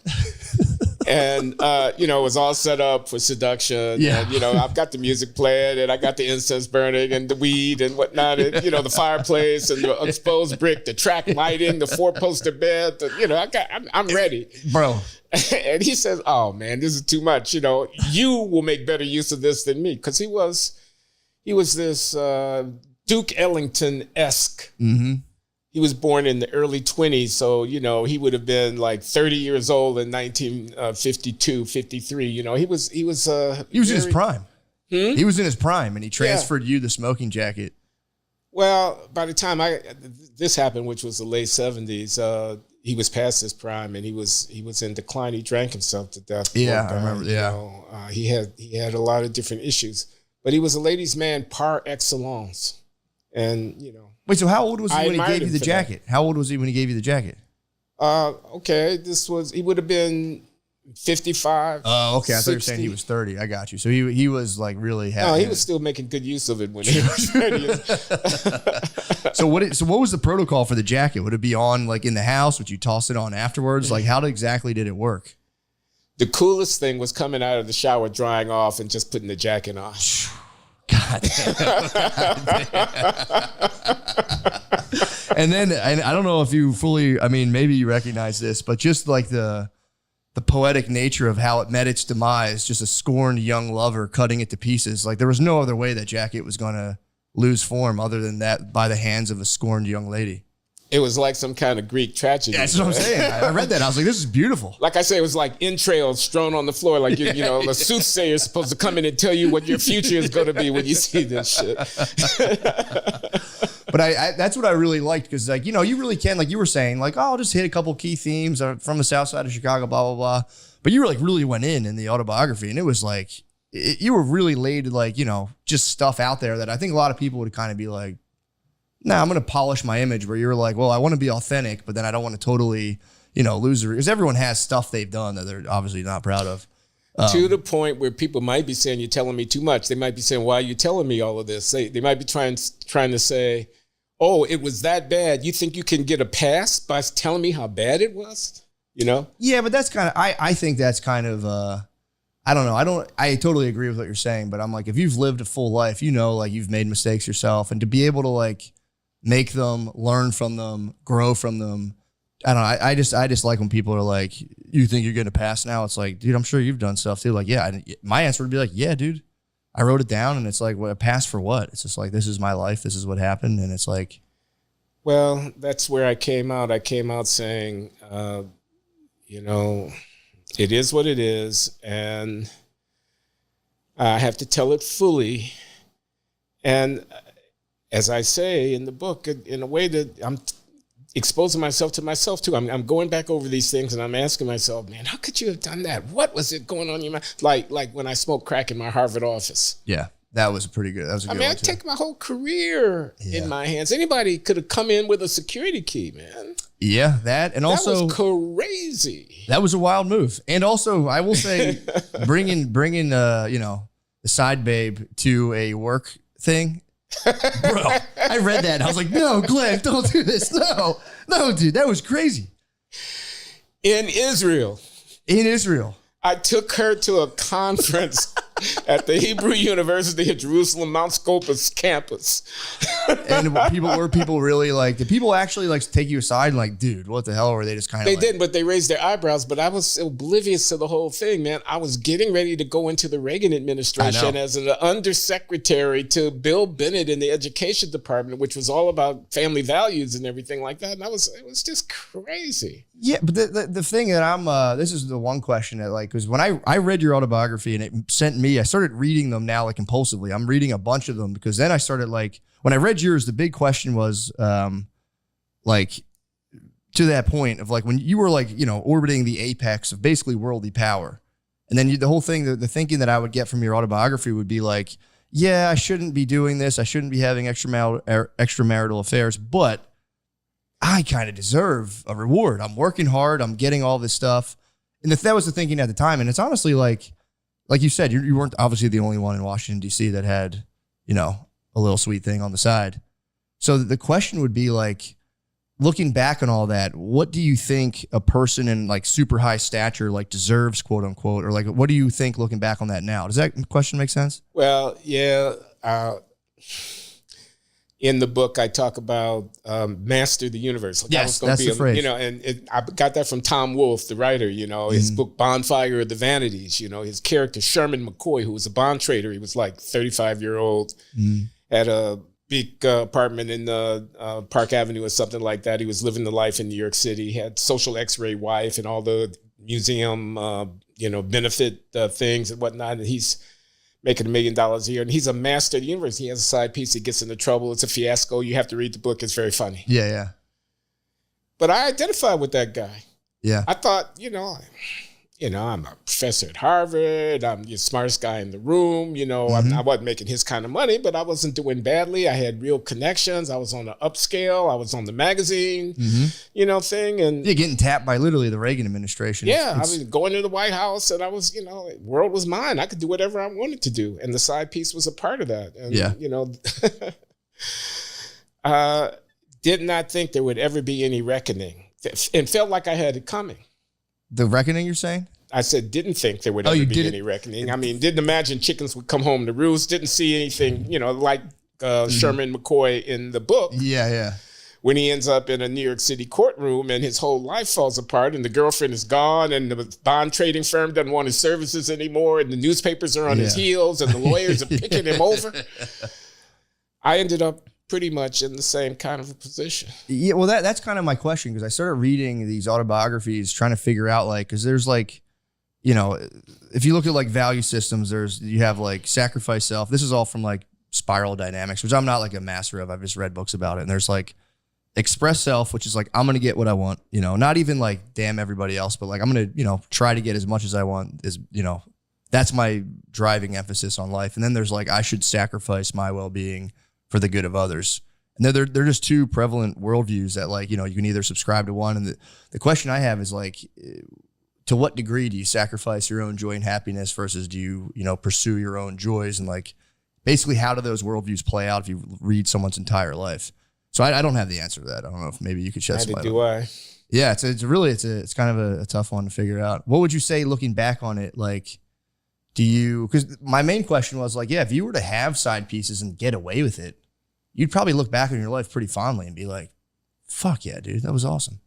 But it's when it comes and it just kind of like hits your life like a meteorite. I think that's when that's what I'm just trying to figure out, basically. Well, Sorry, that's like kind of a heavy question. What I told myself was I was living fully. Yeah. I've only got one life. I'm going to live it to the full. I'm going to have experience.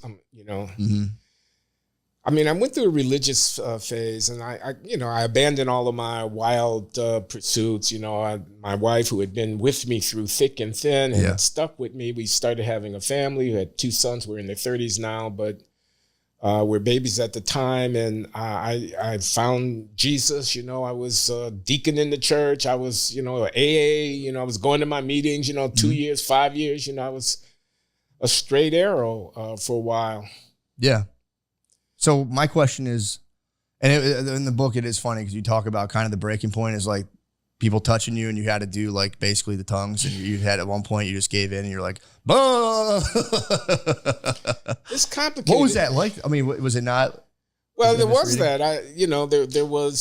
There was the secretary of mine who tragically died early in the funeral, and everybody danced around talking about she's with Jesus, and I just wanted to pause for a minute and contemplate the fact that this beautiful young woman was gone from this freak disease and right in the prime of everything good was happening for her. And, Jesus, I didn't want to hear it. I didn't want to hear about it was okay. Yeah. And they were like dancing around this church, and that really pissed me off. Yeah. But the thing that you referred to is earlier, it's when I was first coming along in the church and being inducted into the spiritual community and the culture of belief, and it was about baptism in the Holy Spirit, and they were putting hands on me and praying while we were setting up chairs in the gymnasium where the church was having its services before the service, and inviting me into this state of a giftedness with respect to spiritual gifts, speaking in tongues, healing, this kind of. So this was a conservative theologically conservative, Pentecostal-oriented kind of congregation, even though it's black, Methodist, African Methodist, Episcopal, but they had this flavor to it. And, I didn't believe, and I ended up speaking in tongues. You did. I ended up, because that's how you show that the baptism of the Holy Spirit has come upon you, that you have a manifestation of it. But it was fake. I was just doing it to have them stop praying, because those people, those Christians were going to keep on praying. They wouldn't stop. It was this surreal scene, and they're going on and on and on, and they're getting expressive, and they want to completion of this thing. They want to, and I performed, and afterwards I kind of,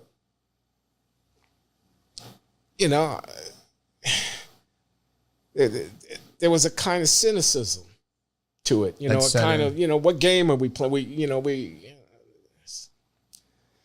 So eventually I moved away from the church, but as I tell in the book, it's a complicated story. Where do you stand now personally with like spiritual beliefs, and like, where do you, So if I had to put a name on it, I'd say agnostic. I am not an anti-religious person. I'm not a person who, they believe in God. That's some crazy shit. Yeah. I'm not that guy. I respect people's trying to come to terms with the biggest questions of existence. What's the meaning of life? Who am I? Where'd we come from? What's the answer to the ultimate questions? People are seeking, and this is a human tendency that you see in every culture going back throughout recorded time. I mean, people seek meaning in life. But I think it's the hardest problem there is. What's the meaning of life? I don't believe in magic. I'm not going to just sign on to something that doesn't make sense to me. I don't believe in virgin births. I don't believe that a person who died is alive 1,000, 2,000, 3,000 years after they died. I don't believe that. That's just asking me too much. But the answer to, it relates to what we were talking about earlier about getting pussy and about side pieces and about, what's the most noble way of living? What's the most rewarding way of living? Is feeding my sensual desires really? I mean, is there anything higher than that? I mean, what about my loyalty to others? What's the anyway, I'm rambling. I'm just saying I think people trying to answer that question and in part through religious practice is a legitimate thing. I'm just not. So that's kind of that's exactly kind of my question is like, what do you, and again, it is kind of a tough one to answer, but it's like, what have you walked away from being like, is there anything higher than feeding your sensuous appetites? And like over the course of like, decades, does the sensuous appetite being fulfilled be like worth it? Or is it like, is there something you think higher than that just in like, whatever else there could be, even if it isn't like an organized religion, but like, where do you stand on that now? Does that question make sense? Repeat the question. So do you think it is enough to just kind of satisfy like sensuous kind of like appetites of the body, or do you think there is something higher principles, and over the course of time, just as I could see serving higher principles and then getting to the end of it and being like, well, what the fuck, man, I could have been having fun. That was a waste of time. Or do you think that pays off? I don't know. I just know there are other people. I know that when you make a decision to hurt somebody, that's consequential. I don't think my sensual gratification is the highest thing. I mean, what about my intellectual edification? True, but is that just to get pussy? No, I hear you man, saying.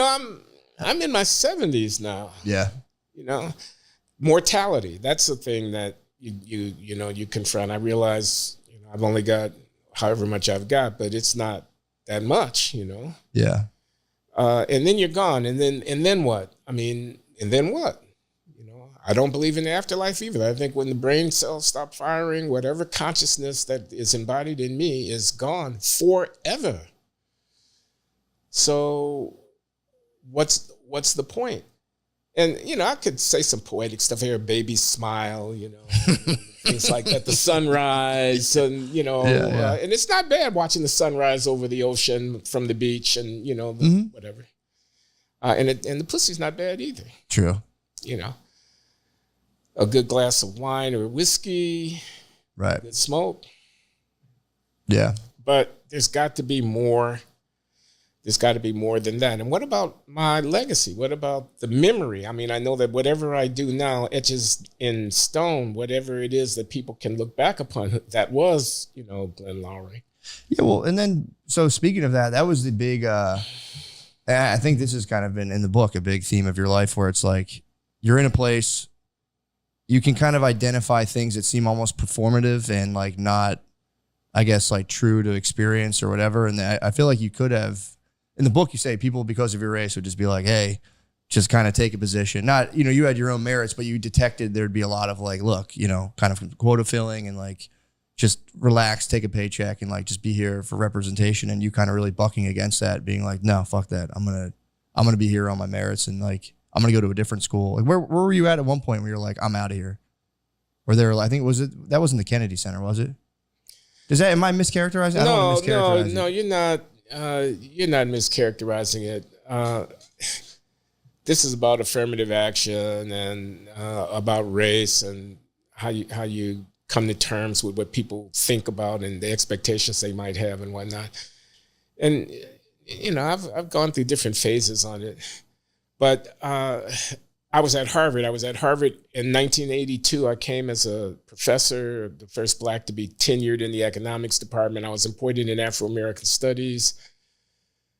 I was trained at MIT. That's where I did my PhD. I was a techie guy. I was a math, whiz and a theoretical economist and, you know, very academic, very ivory tower.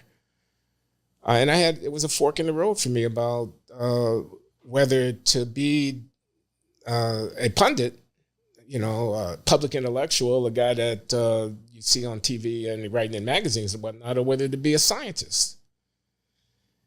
And I didn't know if I was good enough to really break through to the first rank of the scientists. I was in that pack, but I didn't know if I was at the top of the heap in that pack because, you know, those guys are pretty good. Yeah. I had my doubts, and I got brought into Harvard so early in my career, and I had this portfolio of responsibilities where I was going to be the Black guy, I was going to be the Black economist, I was going to do the Afro thing, as well as doing the scientific thing on the economics, and I was overwhelmed by it, and the doubt of whether I was good enough, which especially rankled me because I didn't want anybody to think that I was. And also ran that I was being patronized. I didn't want to be that guy, that Black guy that, oh, well, we know he's not really, but, you know, we got other women. I don't want to be that guy. Yeah. And I say in the book, I choked. I thought about that game of pool I lost to my mother's lover in that pool hall way back when I was a excruciating, kid. dude. I read that. Andrew's a big pool guy. He can play really well, but I read that. I was I had a clean shot on the 8 ball in the side pocket, and I would have run the table on this dude, and he's got his hand on my mom's butt. Yeah, oh, bro. And I don't know who he is. And, you know, man, and I missed that shot. I choked, man. Yeah. And I felt a little bit like that some days when I was sitting in my office at Harvard and I was trying to find an idea that I thought was going to be a good enough idea. And I'm looking over my shoulder and everybody's looking and is it going to be good enough and whatnot? And I had an out.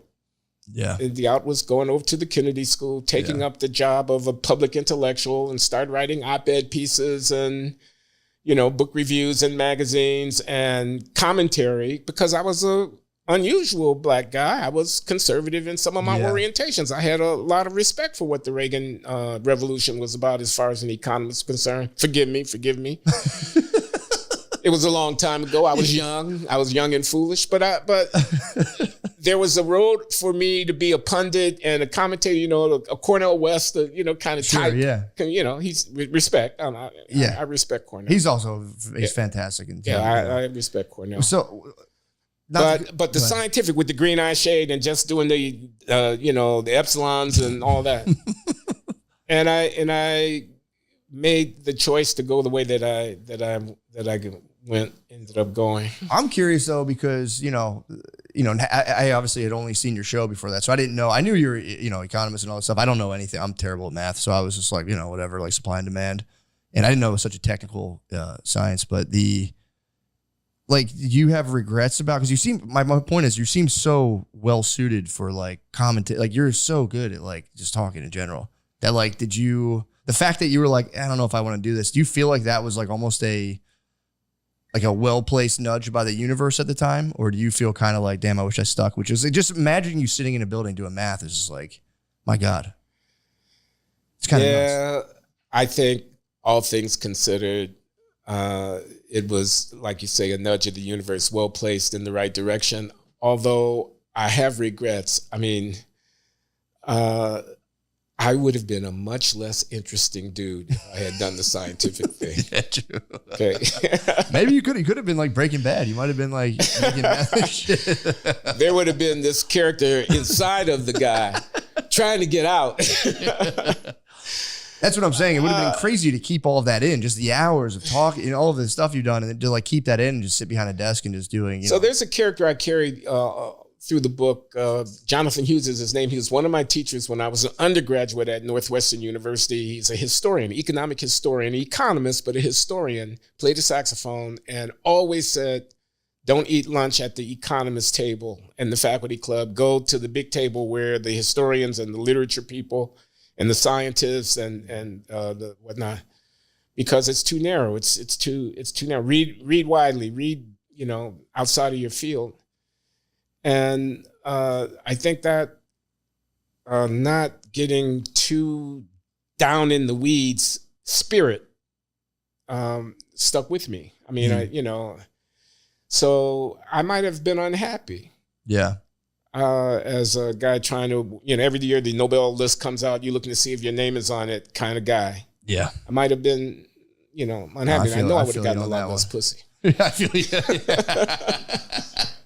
Yeah, I mean, well, and it's funny too, because I think obviously it worked out. You got your recognition, and it's like, I do see the pressure that is kind of like, because for me it's like maybe this is like I'm trying to think how to formulate this, but I especially with like the black conservative thing, I feel like there's this like undue pressure where it's like you're doing conservative values, but then you have in the back of your head it's like you have family, all these other people who it's like could almost excommunicate you, being like, dude, you're playing for the wrong side, blah, blah, blah.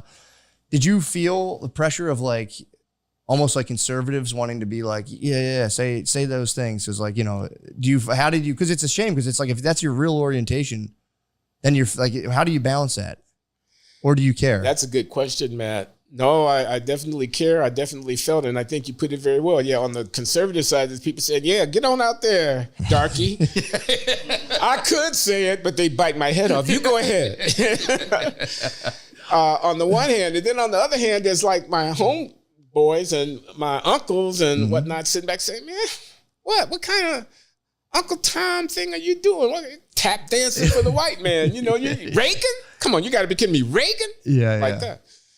And where do I stand? I don't want to be anybody's dancing bear. I'm there to say that even black people agree with us about affirmative action. I don't want to be that, guy. On the other hand, I had my doubts about affirmative action. I actually agreed with Reagan about a lot of the economic policy stuff. So I had to be true to myself. I mean, I can't live my uncle's life. I mean, but I had doubts. So that's definitely the case. So I bounced back and forth, I broke with the Reagan people. I tried to come home again and realized then you can't ever really go home again. Yeah. Well, it's kind of like, you gotta switch the thing. All right. So I'll take a little break. All right. Sorry about that. We had to change the battery in the camera. Okay. So not to lose our place. The thing I was at was the just kind of the black conservative question, and it always has struck me that it's like there's this weird like double pressure on black people in terms of like politics and stuff, because it does get like just the phrase black conservative is like you have to almost qualify it, where it's like you're kind of under it's like pressure to be like, are you performing for white people or whatever, and then like Like, who do you be true? Are you true to yourself? Are you being, you know, and it's like, seems like a lot of kind of pressure to kind It of. is a lot. deal I with. try to point at that in dealing in the book. I mean, authenticity, you know, loyalty, and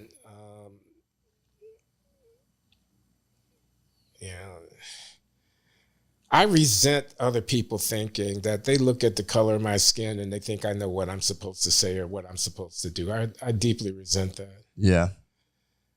On the other hand, you know, when I pick up the newspaper and I read about some of the shenanigans that are going on, I mean, I'm talking about in Baltimore, St. Louis, and you know, Philadelphia, Yeah. Chicago, New Orleans, and Yeah. I feel ashamed. Now, why should I feel ashamed about some knucklehead in some ghetto project somewhere that's ripping somebody off in a carjacking and shoot some other train? Yeah, why should I feel anything about that just because that person is black and I'm black? Mm-hmm. And I feel like it's my people, you know, and I feel like I'd be damned if I apologize for that. On the other hand,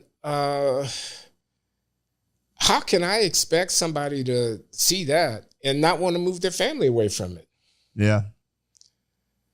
And is it enough to just call them a racist? And I feel like the people who represent my group, my racial group, who go on TV, and I could name names, but Sure. I don't need to, you know, are, you know, it's a song and dance. I mean, they're not dealing with the real thing, and they're not being honest with it. And yet, if I were to say what I really think, then I'd be a traitor. So it's like a maze. It's like wandering in a maze. I mean, I don't know what to do, and I don't want to feel trapped. I want to be true to myself. So I'm dealing with it the best I can. Yeah. Well, that was like, so I went to school like kind of later, like only a couple of years ago, I think in 2000, I went to school for social work, or no, 2020, excuse me, for social work. And that was like, I mean, it was crazy just being like, there was no, like even suggesting that somebody have something, you could even be like, obviously there was historical traumas endured and like there's a real thing with that. Then be like, but despite, you still have to have some sort of like, you know, like responsibility. Like you are at some point still responsible for your life. Just saying like that, they'd be like, no, you can't. How dare you? And it's just kind of like, well, dude, it's not going to help anybody. Like take like a 40-year-old person and be like, yeah, look, none of this is your fault. So I feel like I feel like everything gets simplified where it's like you have, you know, one group of people being like, it's their fault. They need to fucking get their act together. Talking about like black people from the inner city. And then you have people be like, look, it's not their fault at all. And it's like, there has to be it seems pretty easy to like stitch those two things together. Be like, yeah, obviously there's been some terrible stuff that's happened that's had an effect, but there's also needs to be some self-accountability. Like, where do you kind of stand on that question? Or do you just like, I agree with that. I mean, there are a lot of unfairnesses in the world, and there are a lot of people who are in desperate straits and it could do with some help. And I would not want to be a 22-year-old mother with 3 children and making $20,000 a year trying to get by on earned income tax credit and stuff, and food stamps. I mean, I wouldn't want to be that woman, or I wouldn't want to be one of her children. yeah, That's inequality in spades.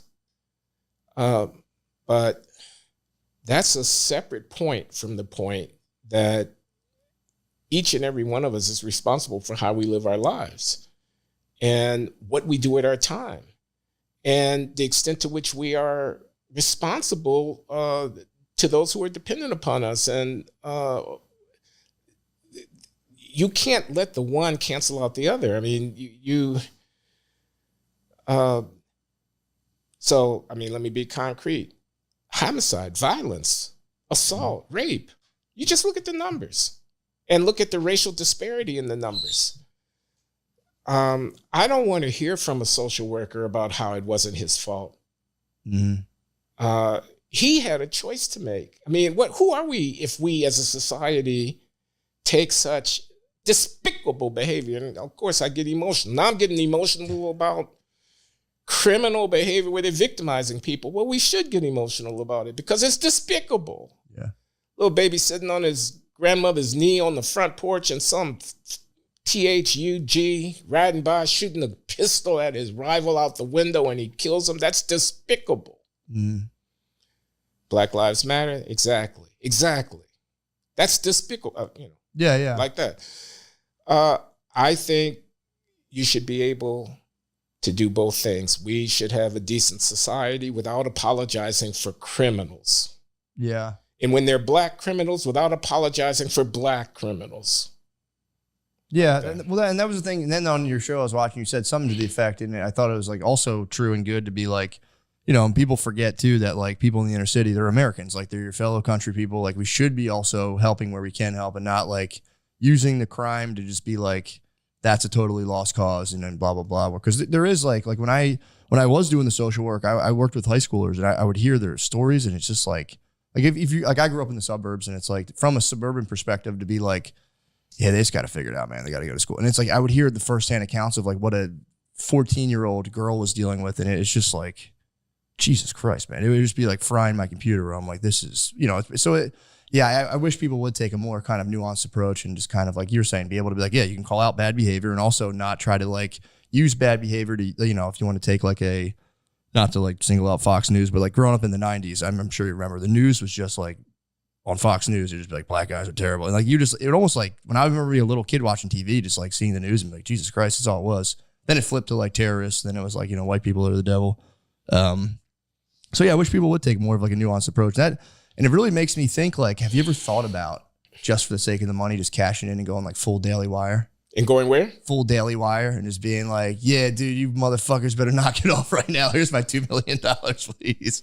Because that's crazy. You watch those right-wing commentators and it's like, it's the same one that's like the super liberal. You know exactly how they're going to fall on the issue every time.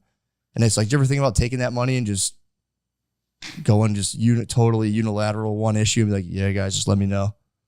Because those guys You're get paid lots of money. You're giving me ideas, man. Just a couple of years, just cash in for a couple of years and just like, you know what, guys, I take it back. Because isn't that crazy though that you have the internet? That's like nobody's. I'll tell you what. So,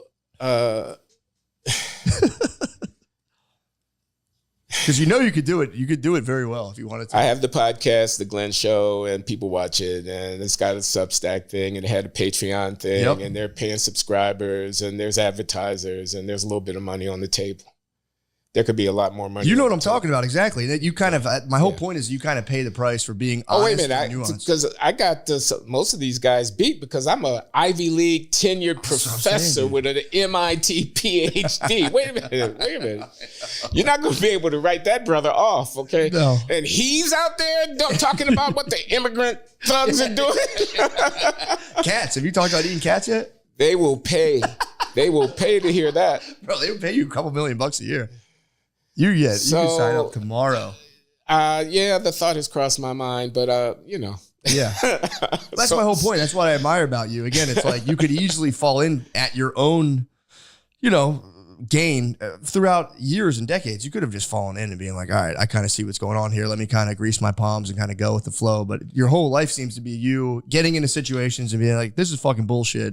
And it's a shame because it's like, the markets obviously rewards currently just like demagogic kind of like unilateral thinking of like good guys, bad guys. We're the good guys. They're the bad guys. And that's all we're doing. Like with the debates, it's like we got to pick a non-biased thing where it's like now it's like I won't do a debate on that one and I won't do a debate on this one. I think it's like embarrassing.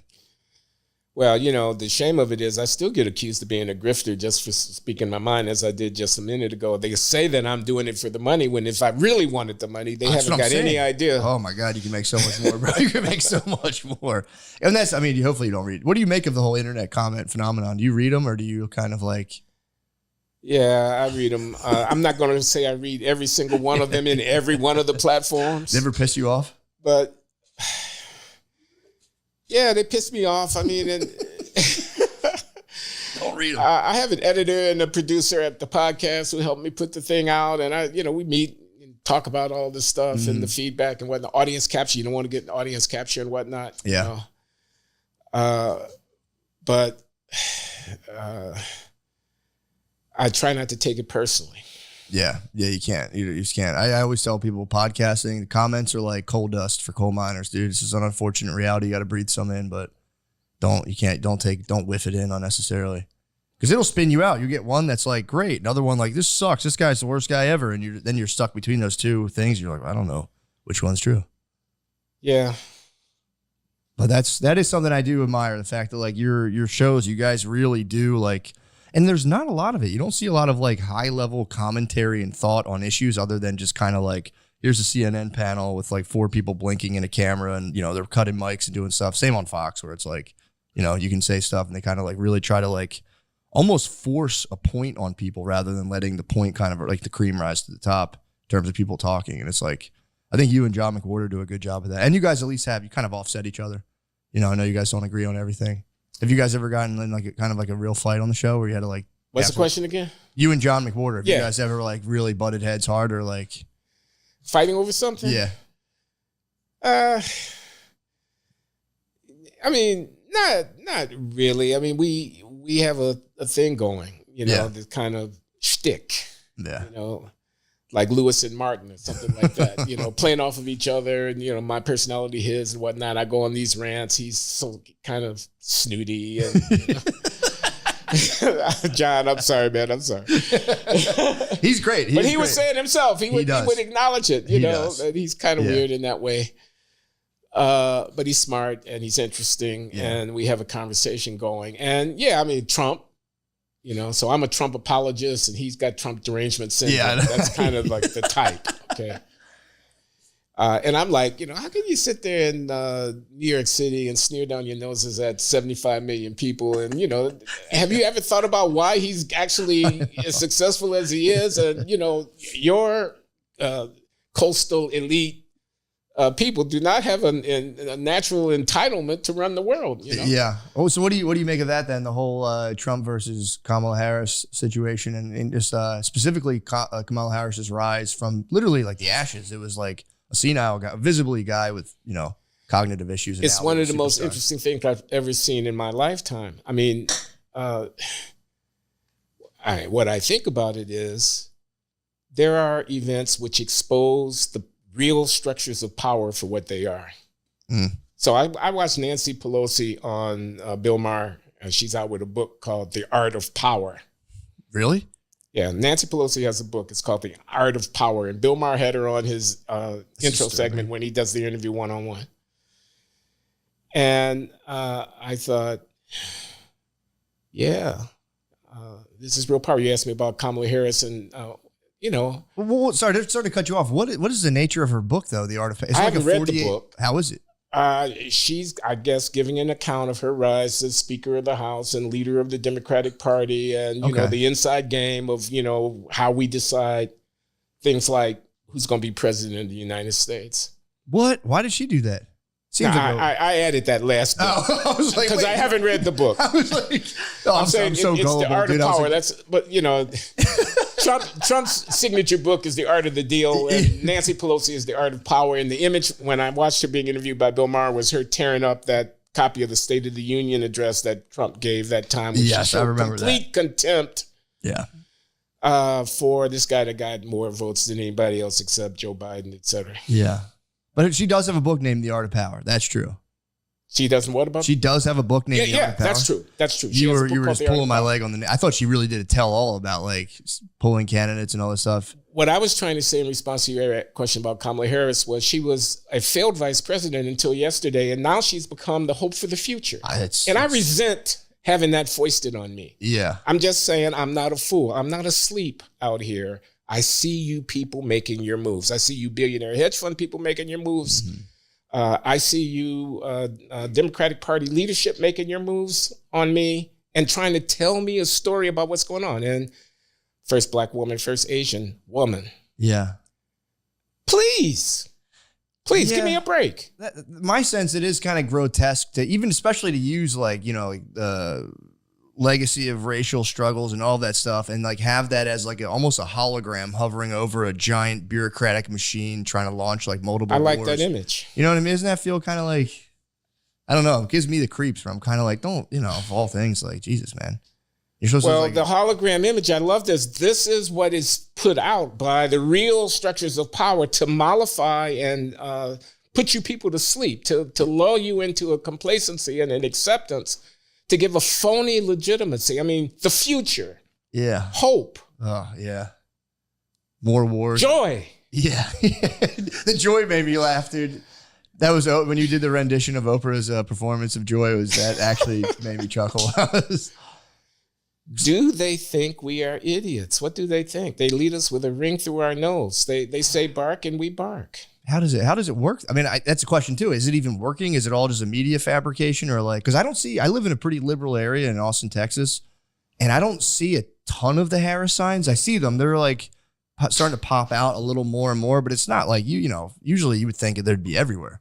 Like Obama, I remember when Obama was running, those signs were everywhere. The Harris, forgive me, I forget the Mr. Vice President's name, but Waltz, I believe. Waltz. I don't see those as much. And I'm in like the thick of like kind of like a liberal area, and I'm kind of They're starting to spring up on the east side of Providence in the Tony neighborhood that I live in, but not nearly as thick as the Obama signs. That's what I'm were. saying. It's like, you know, supposed to be like the great hope, and I'm kind of seeing that being like, wow, I don't know if they even believe it. Like, It's a short campaign.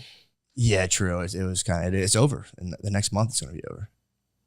Yeah, that is true. It's like, here's the thing too, is it's easy to like point the finger, but I do think they are kind of like almost a manifestation of just like collective apathy. Like people are like Trump and Kamala. It's like, well, nobody else seems to really care, or like they're just trying to go and press a button. Like, yeah, these people will take care of it. Now we've had just like these weird kind of figures emerge, and it's like, how do we not have anybody better in this whole country to do the That's most what my wife keeps asking me. important job?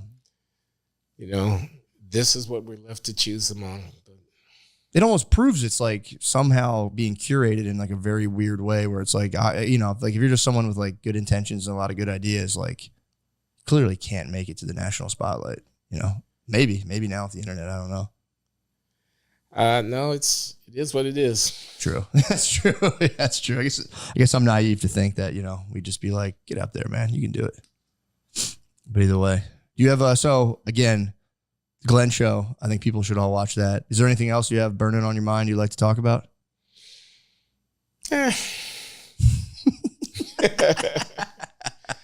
Comedy.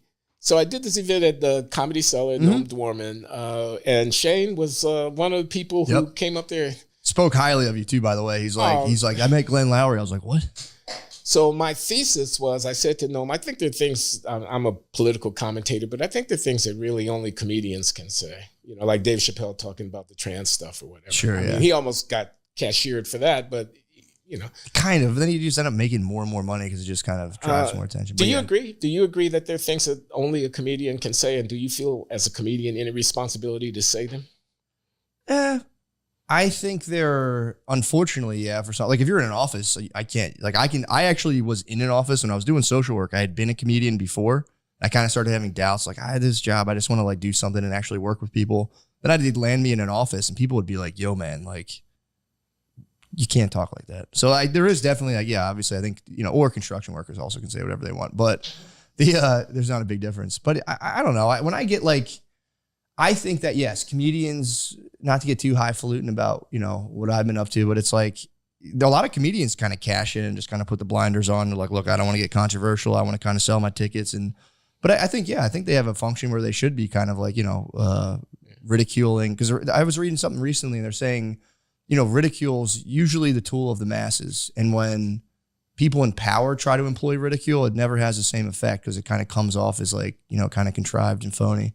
So I think, yeah, I think as a comedian, you should be like kind of lampooning anything you see as just kind of like disingenuous or just kind of like fake. Like you were saying, you can watch the Kamala thing and, you know, I'm sure people can make fun of Trump too if they want. And it's like, whatever they have, you know, ad nauseum, but it's like, you see something about it and you're like, this is kind of weird. But if you're in an office environment and you're like, I don't know about this. Now it's like you could upset your boss. You know, it's just, you can't. I do think working in an office for too long gives you like low grade brain damage, which is not a popular opinion, but I think it does. Just from having to kind of like, just like you were saying, behind a science desk, just keep so much of you inside of yourself. I think it does something. I think you have like these mini hemorrhages in your brain. So, sorry. To answer your question, yeah, I think they do. I think you should try to be funny because there's people out there, you know, they're working, they're at a job they hate all the time. So like, you know, it's like you got to strike a balance between being like, I'm burning with a message for the world, because then people can be like, bro, come on, man. I'm trying to just laugh. I just want to laugh and have fun and drink a couple beers. Right. But I think there is, you know, you should try to have some sort of substance to it, you know, if they are kind of inclined. But you can also go out there and just do dick jokes. And if people laugh the whole time, it's like, I would never like sneer and be like, it's just like perfect. Mission accomplished. Make people laugh, spread joy, you know. Okay, so I have another question. You're a performer. I'm a performer. Mm. When I go and give a lecture in class, I'm a performer. Yeah. And I've been doing it for a long time. My first college teaching experience was in 1975. So when I retire next year, it'll be 50 years Damn. college teaching. I am always nervous before I step in front of a class. Always, even to this very day. I have notes, but I'm not sure I'm going to have enough to say or that I'm going to, you know, be interesting and good and whatnot. I feel like to this day. I don't know how a stand-up person does that thing. Yeah. There are no notes. Yeah. I mean, I'm sure there's rehearsal. I'm sure there's drafting and sketching and there's thought that goes into it. But it's in the moment. It's the performance. There's the audience. And there's no net. There's no safety net. There's no fallback. I mean, you know, if you go flat, if you, as it were, lose your place, you're fucking done. Yeah, they call it losing your spine. If you lose your spine on stage, you're done. Well, I will say, and this is what I tell people, it's like, yes, it's the same thing. I'm always kind of nervous. Even the first 5 minutes takes me, I'm like a little squirrely. I don't know if people can even notice, but I'm like kind of like, because I'm like, I'm going to forget. I start like kind of have a thing where I'm like, what am I doing? But the thing that comedians get is when a whole room laughs, it puts you in like the deepest sense of like, it's like it's a hard feeling to describe, but it's a very nice feeling. And you're just kind of like little Pac-Man pellets. You're like trying to get the next laugh. And once you've gotten so many, you just kind of relax. And like when I talk without laughter, I tried to give a reading at my brother's wedding a couple years ago. And I was like, my mom was like, you do it? I'm like, I'm a pro, man. I'm a professional speaker. I was going to pass out. I was at the podium. Like, there was 40 people. And I was like, I'm going to freeze. I thought I was going to faint. So I'm not a public speaker by nature. But comedy, when I get laughed, it puts me at ease. And I'm like, all right, I can do that. But I can't do any other form of public speaking. That's so interesting. Like teaching a class, because you're not getting that. It's like a visceral feedback. So you're like, yes, I got them. When you're just like spreading an idea, I would go nuts being like, does this make any sense? You know, and then you have all these, you know, just people, and the people are bored in class too. That would just kill me to see someone like kind of like, so. Yeah, I got it. I hadn't thought about that laughter thing. That's a unique thing to the comedic experience. Did you ever make your class laugh? I'm sure you made your class laugh. Yeah, but I'm not there to make them laugh. I mean, I'll tell a joke along the way. It'll come to me, or you know, it'll be an old one that I've used before. And you got canned crowd work, yeah. And then they're also, you know, they can raise their hands and ask questions and make comments, and I can play off of that. And there is feedback. I don't think anything like what you get when you're in that comedy routine thing. Yeah, it's kind of visceral. There's like a visceral element that kind of like, it's kind of nice. So I'm good. Okay, dude, I think you did a great job. Watch a Glenn show. I would tell everyone, again, I don't have any, you know, I don't have the power of Oprah, but people do listen to me about books. I have like a grain of sand of Oprah's book club power. So I give it total double thumbs up. And I think, you know, you'd be a fool not to read it. Well, I hope the book does well. It's so far so good. I mean, I'm not breaking any records, but the reviews have been on the whole very, very fantastic. positive, and it's been widely noticed, and I get a lot of positive feedback from people like you. So I'm hopeful.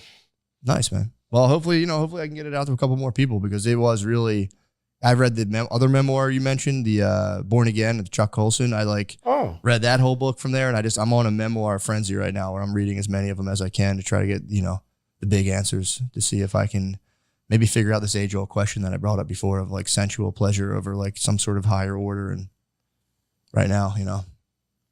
Well, more power to you.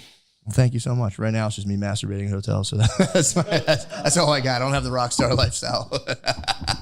Well, thank you so much, Glenn Hood. We can edit the last part out. I'm sorry, I didn't want to ruin it. But thank you so much for doing this. Really, I think you are one of the best people. It's like you're one of my top people to go to and just kind of like catch information, because I know it's not like, doesn't have that ideological capture that I think 99% of other stuff on the internet has. So I'll tell you this. So I trained with a guy. He's a good guy. He has a little gym. And another of his clients is Nick. So Nick's going to be at one of your shows either tonight nice. or tomorrow night, because Okay. he follows you and Shane. And, Nice. you know, and he said, I heard you mentioned on Matt and Shane. And he was so excited about it. He said, they like you, man. And I know you. You know, he's happy to know the guy that oh, Matt and Shane that's like. so funny. So if he comes to the show that I come to, I'll Please, introduce you to him. Absolutely, that'd be awesome. I'm excited. Again, I But can't wait. he's a great guy. He loves his kids, and I love that about him. That you know, he's a high school teacher, very modest guy, just trying to keep his kids interested. And his big thing now is that they have to put their phones in the phone holder when they come into the classroom, and they get them back after the end of. That's awesome. You know, but Nick's a good guy. Nice, man. Hopefully, I get to meet him. So Yeah. thanks again. Okay. Appreciate you.